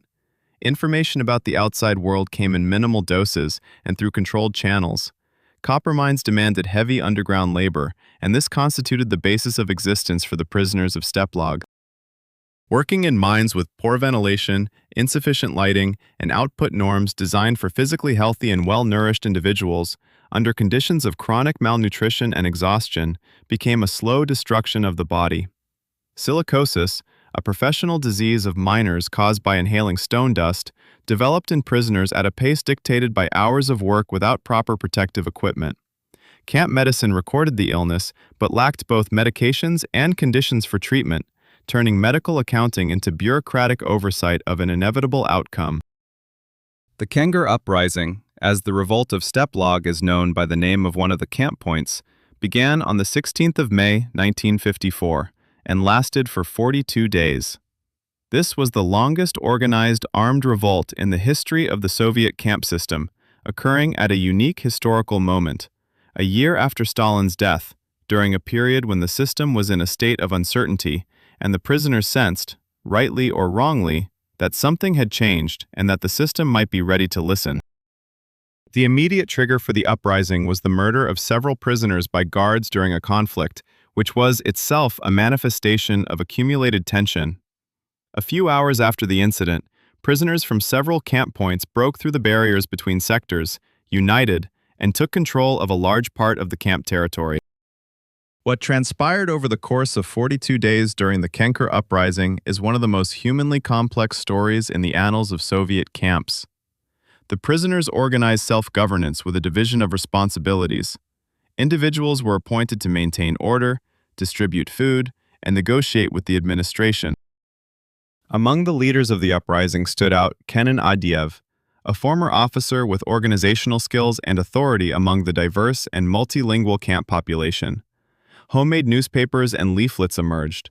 Relationships developed between the male and female sectors, which also became involved in the uprising. Relationships that, even amidst the rebellion, retained a human dimension. People, deprived of basic human communication for years, found it during these 42 days of freedom within unfreedom.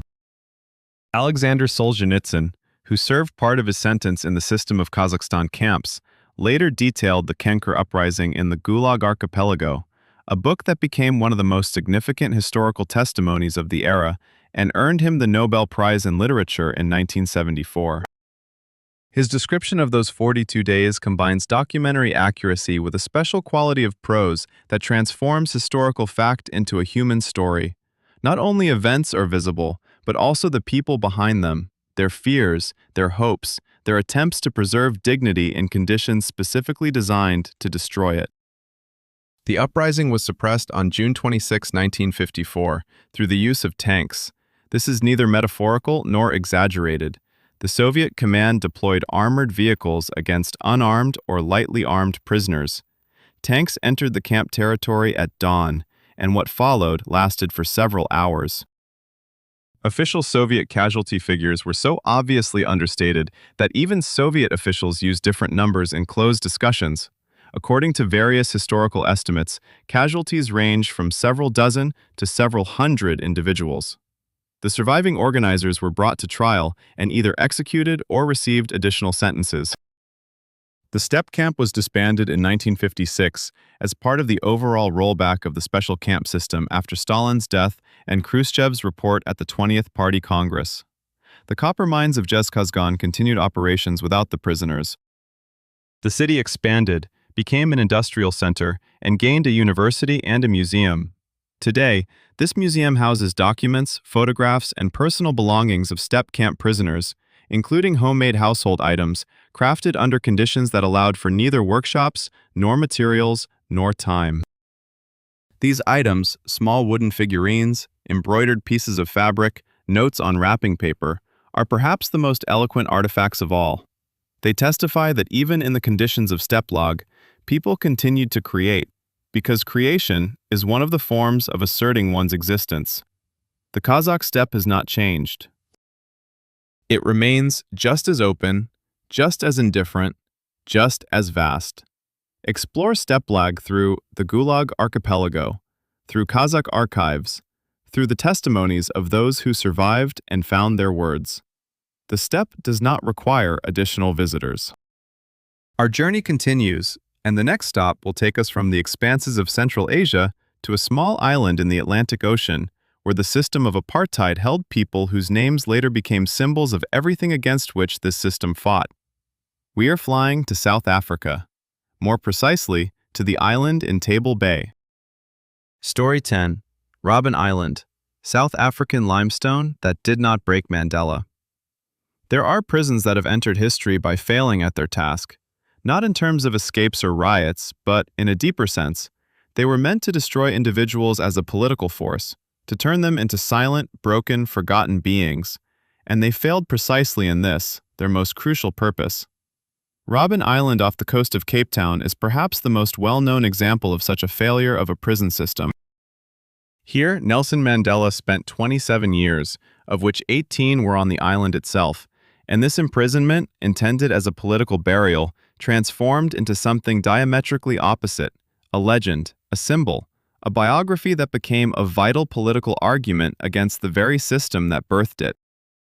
Apartheid created the Mandela prisoner, intending to create the Mandela forgotten. It turned out differently. Robben Island lies 11 kilometers from Cape Town, in the Atlantic Ocean, in Table Bay, waters that seem deceptively close to the city on the horizon, yet are among the most unpredictable in the southern African region. Currents coming from different directions, the cold Benguela current rising from the ocean depths, lowering water temperatures to levels where even an experienced swimmer loses the ability to move within a few minutes. These factors made the 11 kilometers to the mainland a distance practically insurmountable by swimming. The island's climate is sub-Antarctic in its impact on humans, despite its relatively southern latitude. The constant Atlantic wind, rains, fogs, and the rare sun, which, when it appeared, was immediately utilized by the inmates as a precious resource of warmth. The history of the island as a place of isolation dates back to the 17th century, when the Dutch East India Company, which founded Cape Town in 1652, began using it to exile undesirables, political opponents from the Javan archipelago, resistance leaders from colonized territories, the leprous and the mentally ill, whom the colonial administration preferred to keep away from the main settlements. Suleiman of Makassar, a Malay prince exiled to an island at the end of the 17th century for organizing resistance against Dutch colonization of Indonesia, is one of the first documented political prisoners of Robben Island, and his story foreshadows those of all the subsequent inmates. He was deemed dangerous to the system precisely because he dared to resist it. In the 20th century, the island underwent several functional transformations: a naval base during the Second World War, a psychiatric institution, and a leper colony, before the South African apartheid government definitively converted it in 1961 into a maximum security prison for political prisoners. The choice of location was dictated by the same logic that the British applied in the Andaman Islands: visible proximity to civilization combined with actual inaccessibility, geographic isolation without the need to construct complex security infrastructure.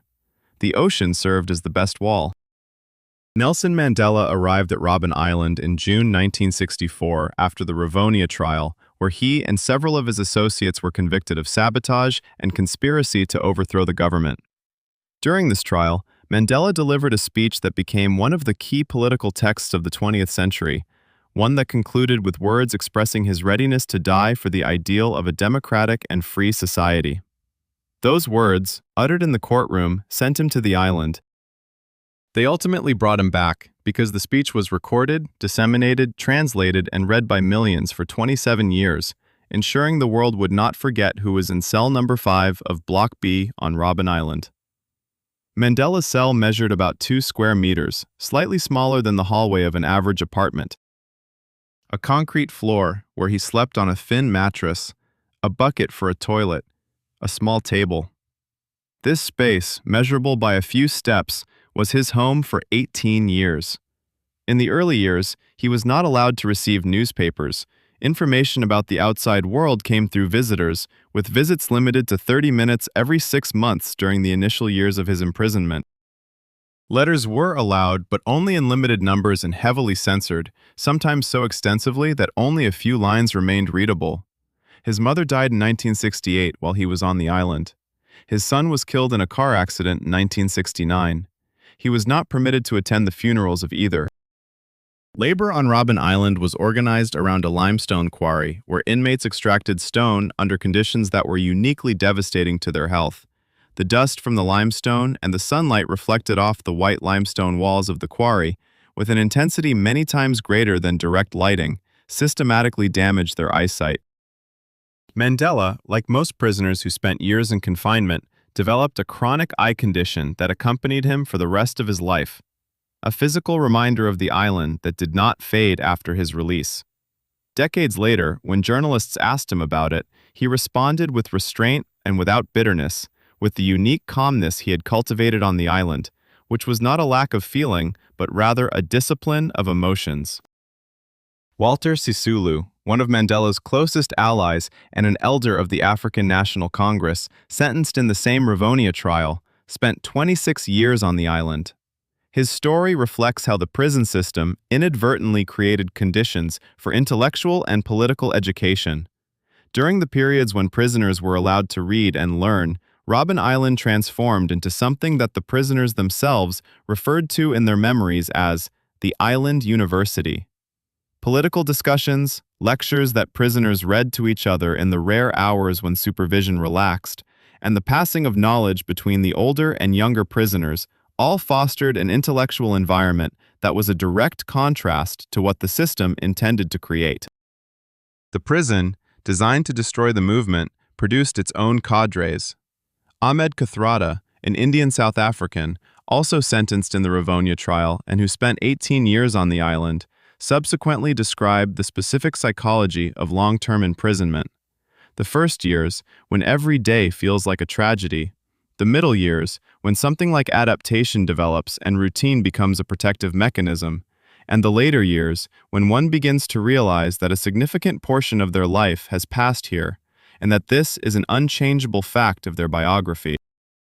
Kathrada wrote about this without pathos and without self-pity, with the same disciplined emotions that characterize many of the island's inmates, which perhaps were their greatest achievement, not mere survival, but survival with dignity intact. External pressure on the apartheid regime grew through the 70s and 80s. International sanctions, sports boycotts, cultural isolation, and increasing internal resistance. Mandela's name became increasingly prominent as the regime attempted to silence it. The ban on quoting his words in the South African press led to his portraits and his words spreading worldwide, precisely because they were forbidden at home. In 1985, the government offered Mandela release in exchange for renouncing armed struggle. He publicly refused, communicating through his daughter as he could not speak directly to the press. In 1990, Frederick de Klerk announced his unconditional release. On the 11th of February 1990, Nelson Mandela walked out of Victor Verster prison, where he had been transferred from the island in '88, and raised a clenched fist before the thousands of people who had come to greet him. This image has traveled around the world. In 1994, he became the first black president of South Africa. Robben Island has now turned into a museum, listed as a UNESCO World Heritage Site, welcoming tourists today and guided by former political prisoners, people for whom this tour is both a biography and a testament. Among the guides, Ahmed Kathrada worked for several years. This is perhaps the most unexpected conclusion to our journey, a place transformed into a lesson shared by the survivors themselves. Explore Robben Island in this way. through memoirs, through films, through tours with those who were there. The ocean surrounding the island remains as cold and unpredictable as ever. The limestone quarry still reflects the sun, but now it welcomes schoolchildren. Our journey is approaching its conclusion. The next stop will take us to Southeast Asia, where the regime of Pol Pot turned an ordinary school into a site whose name became synonymous with systematic horror. Welcome to Cambodia. Welcome to Phnom Penh. Welcome to Tuol Sleng. Story 11.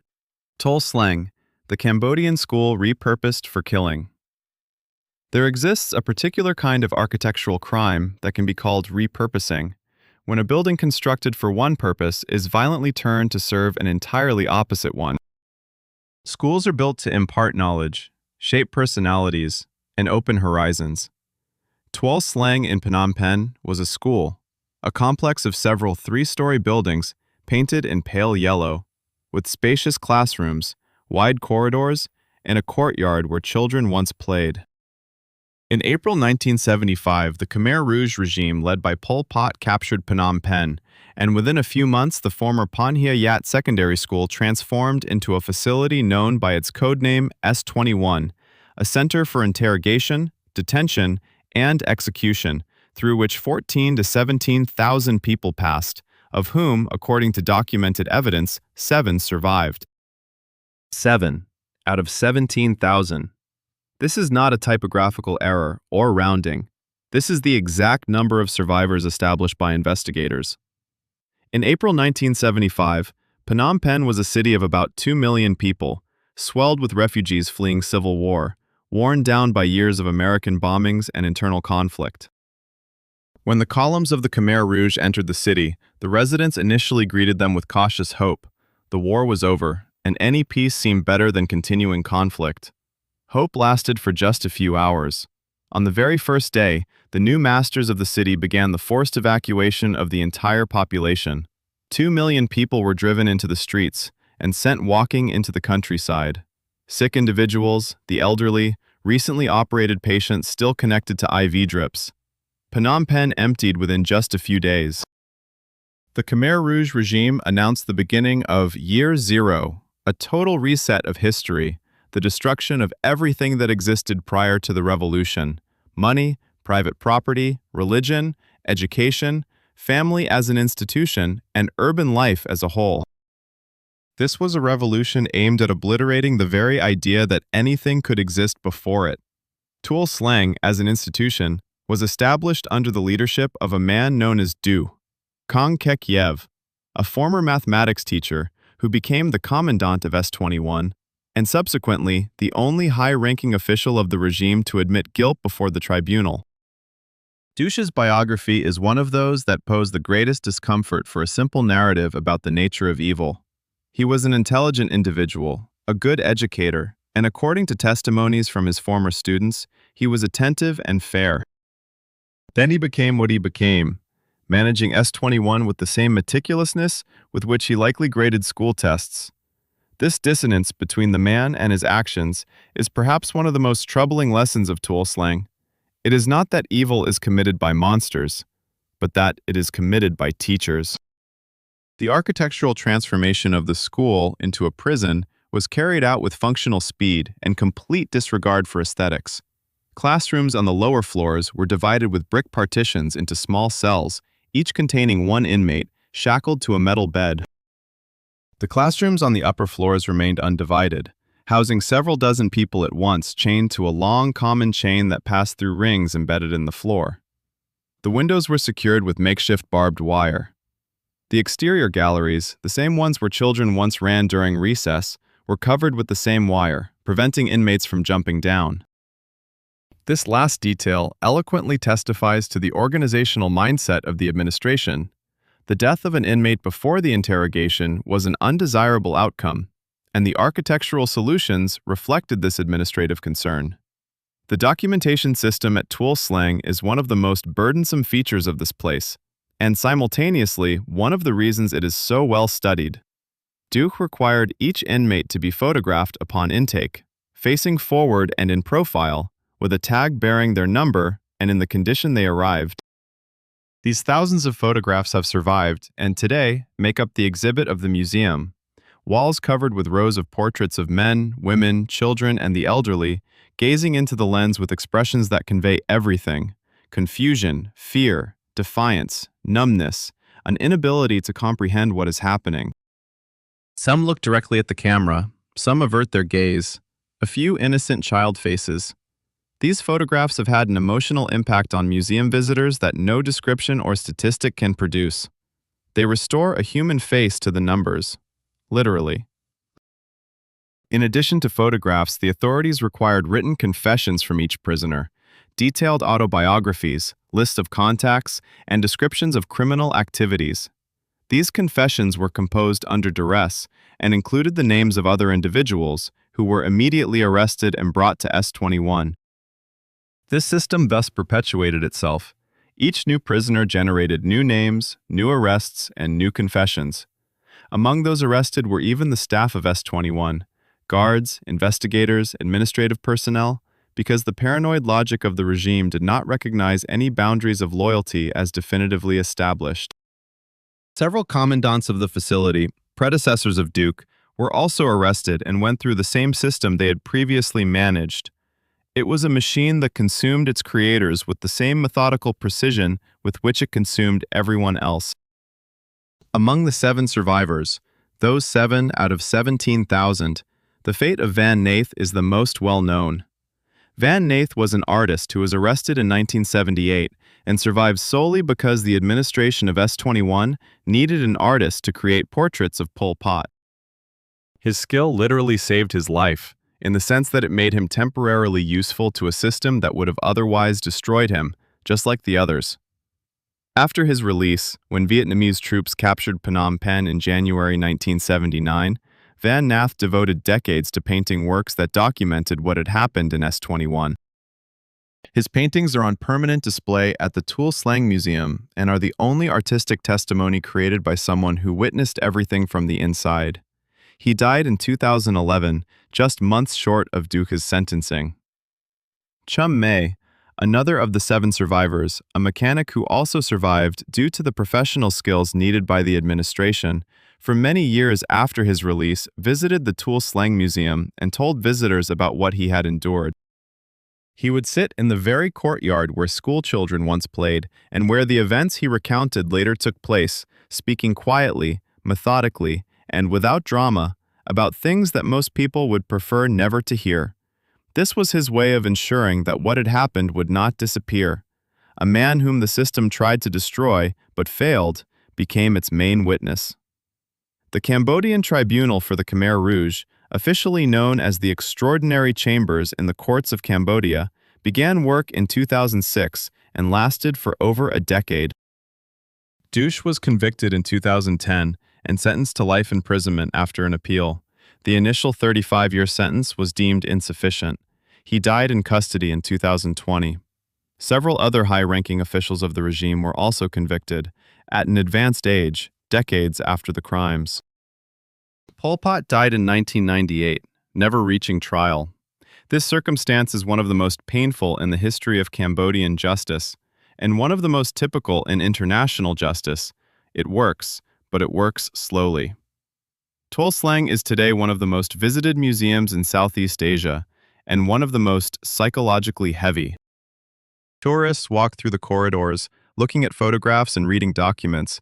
The yellow buildings stand under the Cambodian sun, with the same serenity they once held as school buildings and prison cells.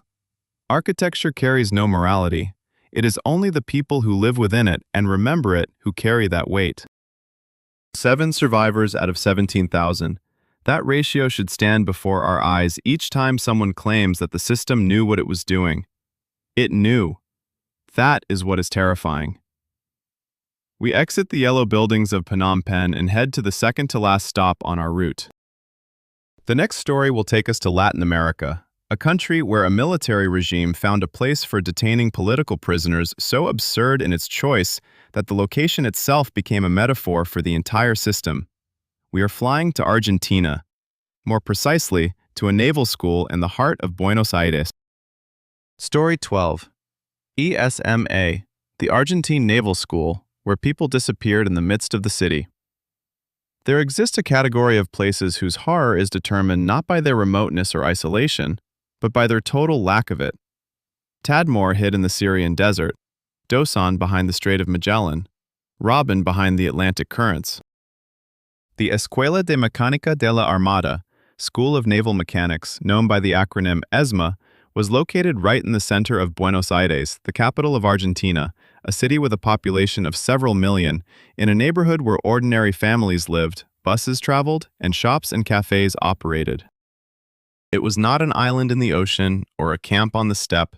It was a white building behind a neat fence on Avenida Libertador, one of the city's main thoroughfares, just 10 minutes from the center. People disappeared here among the city, literally just a few blocks from their homes, while their neighbors sipped coffee and listened to the radio.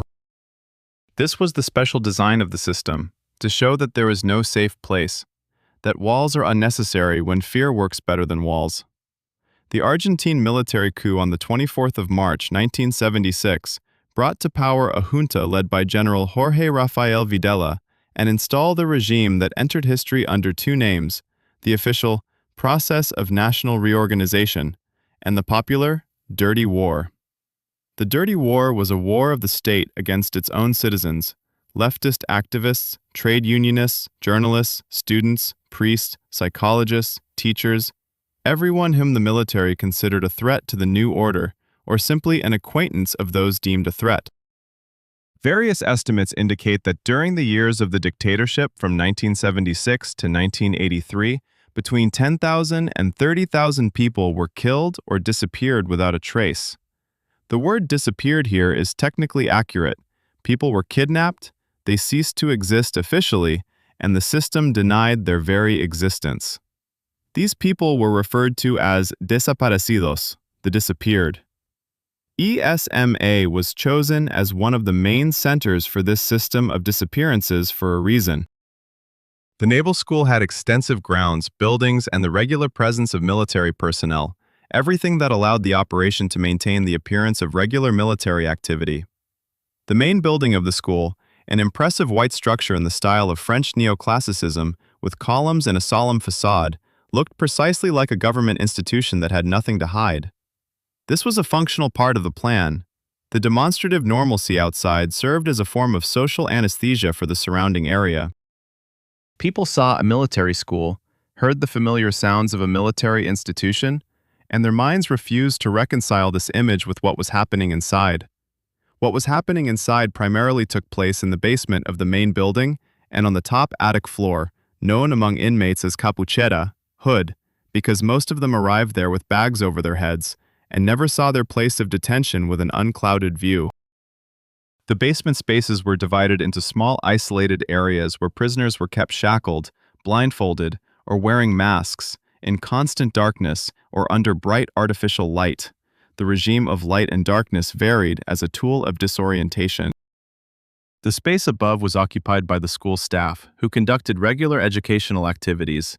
The cadets attended lectures, took exams, and marched on the parade ground, while just a few meters below, events unfolded as they did.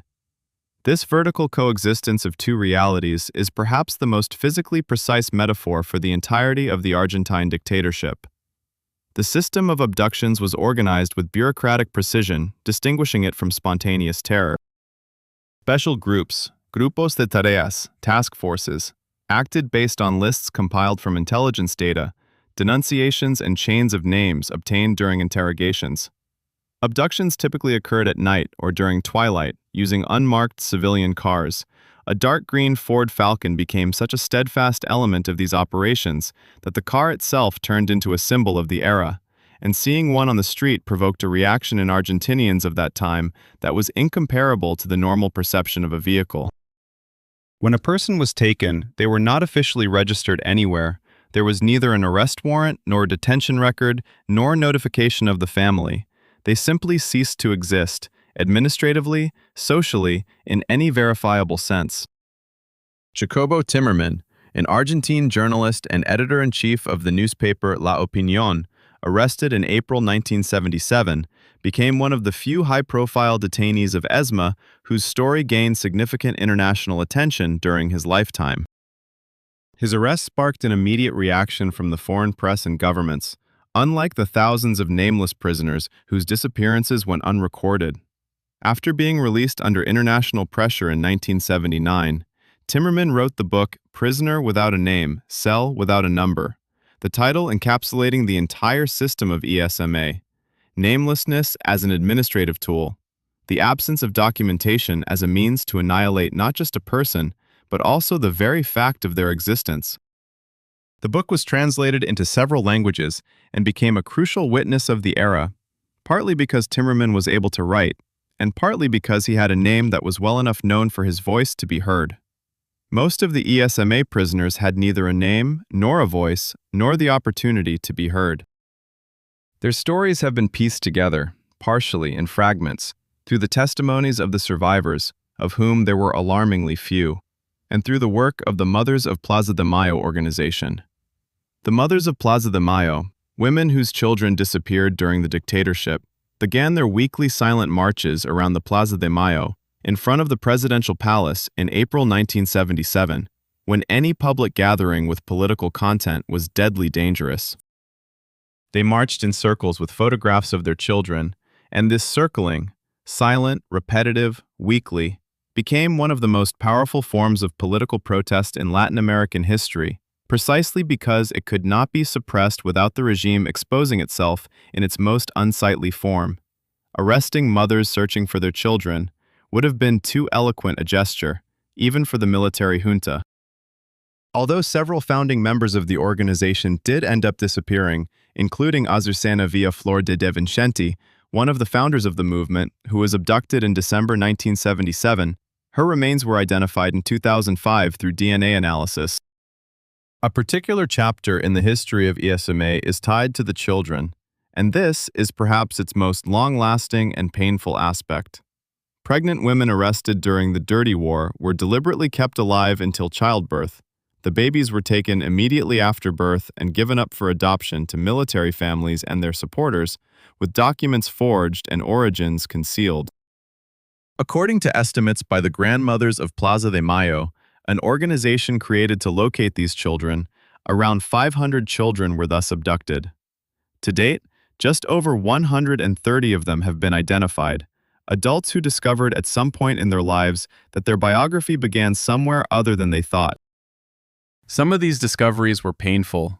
People raised in military families suddenly learned that their biological parents had been killed by the same people who raised them. Argentine filmmaker Marcos Bechis made the film Garage Olimpo in 1999, one of the first feature films directly dedicated to ESMA, which received widespread international acclaim and depicted the mechanics of the system without sentimentality or simplifications. After the restoration of democracy in 1983, the history of ESMA became the center of many years of legal and political battles. The first trials against members of the junta took place in 1985, a unique precedent for Latin America, where military leaders were held accountable in civilian courts. However, under pressure from the military, Parliament passed amnesty laws that halted further prosecutions. In 2003, President Nestor Kirchner declared the amnesties unconstitutional and the trials resumed. The ESMA building was officially designated as a memorial in 2004 in a symbolic gesture carried out publicly. Kirchner removed a portrait of Videla that hung in the military college and handed the building over to the city. Today, on the grounds of the former school is the Memory and Human Rights Space, a complex of museums, archives, and educational institutions occupying the very buildings where all of this took place. Avenida Libertador remains bustling. Buses still run on schedule. The white columned building still looks like a government institution. The difference is that now there is a plaque at the gates explaining what it once was. This is perhaps the most important thing that can be done with such a place: not to demolish, not to forget, not to rename it, but to explain. To leave the building standing and place words alongside it. We are approaching the end of our route.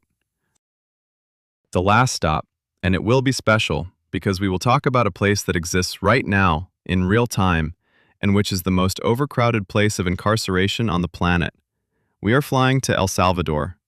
Welcome to CECOT, the prison that the president calls a tourist attraction. Story 13. Sico, Salvadoran Coliseum for the living, where the present is scarier than the past. All 12 previous stops on our route shared one circumstance that, despite its evident horror, provided the reader with some psychological refuge. They were history. Tadmor, Perm 36, Mauthausen, Tuol Sleng, all of these were in the past tense. Archival documents, museum exhibits, memorial plaques. One could read, feel horror, contemplate, while holding in mind the reassuring thought that this happened then, not now. The last stop of this refuge strips that away. Centro de Confinamiento del Terrorismo, the Terrorism Confinement Center, known by the abbreviation SECO, opened in February 2023 in El Salvador and, at the time of this writing, is the largest place of incarceration in the Western Hemisphere and one of the most overcrowded prison complexes on the planet. There are no archival documents here. There is the present, the third-person singular. The verb is confined, not was confined. El Salvador, a small Central American country just over 21,000 square kilometers in size, with a population of around 6 million people, has been known for decades as one of the most dangerous countries in the world due to its levels of violence. The Mata Salvatrucha and Barrio 18 gangs, which originated in the Latino neighborhoods of Los Angeles and were transported to El Salvador through deportations in the 1990s, turned the country into a territory of chronic armed conflict between the state, gangs, and the civilian population caught in between. In certain years, the murder rate in El Salvador reached levels comparable to active combat zones. This was not just a hyperbole by journalists. It was a statistic that the government recorded with a methodical precision, signaling a depletion of ideas on how to change it. Nayib Bukele, the president of El Salvador, elected in 2019 at the age of 37, positioned himself as a politician of a new generation and skillfully used social media as his primary communication tool. He proposed a solution that was radically simple compared to all previous efforts. In March 2022, after a series of particularly bloody weekends when gangs killed more than 70 people in just a few days, Bukele declared a state of emergency and began mass arrests. Not targeted operations against specific suspects, but mass detentions based on broad suspicion, tattoos, living in certain neighborhoods, acquaintances with known gang members, neighbor testimonies, and questionable operational intelligence. Over the course of several months, more than 70,000 people were arrested. In a country with a population of 6 million, this meant that roughly 1 in 85 residents was in custody, including children and the elderly. The Senaplas facility was conceived and built with a speed that, under different circumstances, would have drawn admiration for the logistical capabilities of the state. The complex, covering about 23 hectares in the municipality of Tepetitan in the province of Cuscatlan, was designed and constructed in less than a year. Its official capacity is 40,000 inmates. For comparison, this is the population of an average European provincial town, compressed into 23 hectares. The architecture of Senaplas was designed with a clear focus on visual impact. 8 identical octagonal buildings, connected by a central administrative hub, surrounded by several layers of barriers with watchtowers. From the air, the complex resembles a giant snowflake, or star, geometrically precise, almost beautiful, if one does not know what is inside. Bukele personally posted photographs and videos of Senaplas on his social media, with a pride usually displayed at the opening of a sports stadium or shopping center. The cells at Senaplas are designed to hold about 32 people each, with 16 metal bunk beds without mattresses in the initial versions. The size of the cell is approximately 50 square meters, meaning that each inmate has about 1.5 square meters of space. This is less than the area of a single mattress. The ventilation system is mechanical and centralized. There are no windows. Natural light does not penetrate.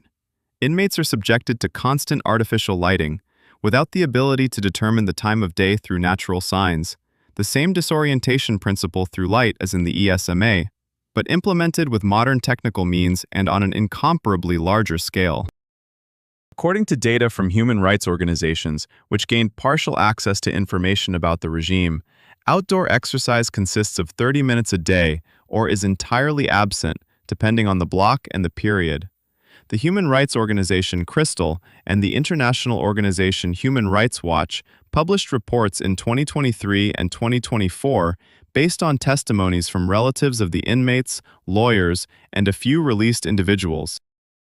These reports documented deaths in custody, officially exceeding 200 individuals by the end of 2023, although human rights advocates believe the actual figure to be significantly higher due to malnutrition, illnesses, and lack of medical assistance. There were also cases documented involving individuals whose affiliation with gangs had not been proven even by minimal standards, teenagers arrested based on neighbors' denunciations, men detained for religious tattoos mistakenly identified as gang markings. Salvadoran courts during the state of emergency were deprived of usual procedural guarantees.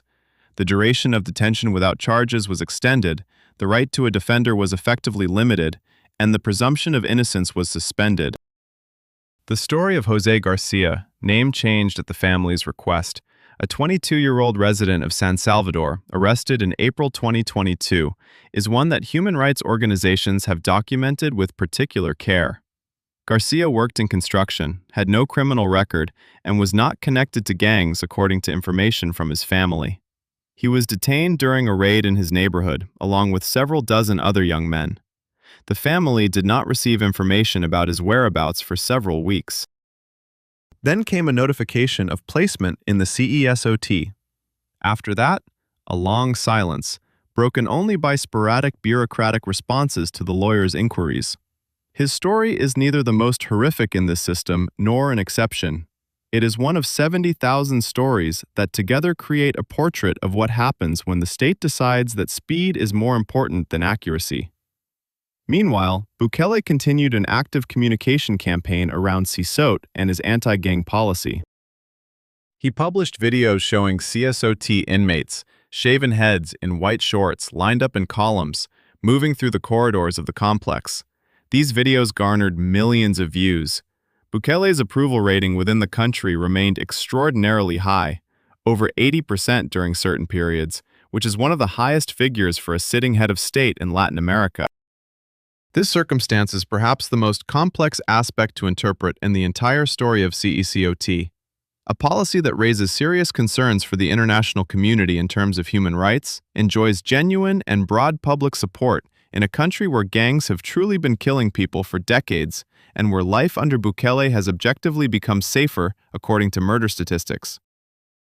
When terror was an everyday reality, an alternative to terror, even if it comes with its own costs, is perceived as liberation.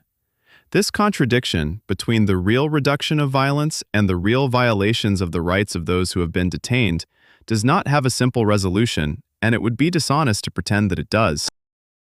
The story of CECOT is not one of villains and victims in the unequivocal manner in which one could tell the story of Mauthausen or Tuol Sleng. It is a story of compromise, of what happens when a society, worn out by violence, chooses to turn a blind eye to certain things for the sake of certain outcomes. It raises questions about what exactly is ignored and for how long. It considers what happens to 70,000 people while murder statistics decline. This does not mean that the decrease in murders is unimportant. It is very important, and the people who have stopped fearing to go out at night in San Salvador have a right to that relief. It merely means that history rarely offers solutions that do not raise new questions. Today, CECOT is under close scrutiny from the international community, human rights organizations, journalists, academic researchers, and diplomats.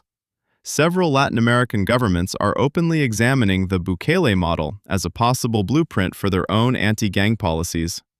Other governments and international organizations are expressing concern and demanding independent investigations. Bukele himself was re-elected for a second term in February of 2024, with a result exceeding 80% of the votes, despite a constitutional ban on re-election, which the Constitutional Court, reconstituted during his presidency, ruled as not applicable. The story continues in the present tense, and its ending is unwritten.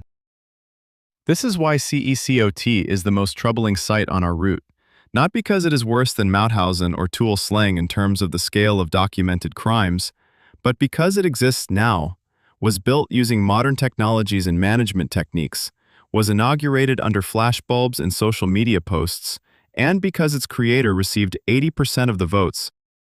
This indicates that the mechanisms we have studied in the previous 12 chapters as history, something that happened back then under different circumstances with different people, are still being reproduced, in different forms, with different justifications, with varying levels of brutality, but with the same basic logic. The system decides that certain people are worth less than other specific objectives and finds broad enough support to implement that decision. Here it is. 13 stops. 13 addresses that aren't listed in any tourist brochure. Tadmor and its desert silence. Perm 36 and its Ural ice. Guantánamo and its legal vacuum. Kwanliso and its generations born in captivity. Dawson Island and its Magellanic wind. Tuol and its Rwandan overflow.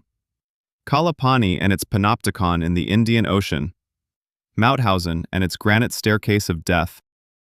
Steplag and its Kazakh steppe, remembering tanks. Robben and its limestone quarry, blinding the man who became president. Tuol Sleng and its 7 survivors out of 17,000. ESMA and its white building on the city avenue. Sisot and its 40,000 places in the present. What connects all these places, besides the obvious? They were all created by people. Each was justified. Every regime found a rationale for its system that seemed sufficient. Threats to state security, class enemies, terrorism, political instability, national reorganization. Each justification sounded like a response to a real problem, and each was used to do to people what should never be done to people under any justification. Study these places through books, read the testimonies of survivors, watch documentaries, visit museums, wherever they exist because they are not everywhere. Remember the names, wherever they are known, because they are not known everywhere. And remember the main lesson of this journey. All these machines function because people allowed them to function, through silence, consent, fear, or applause. They ceased to function, wherever they stopped, because other people did not allow silence to prevail for long enough. I promise not to guarantee a return ticket from this tour, but it exists. It has always existed, in words, in names, in testimonies, in memory. In the fact that you read to the end.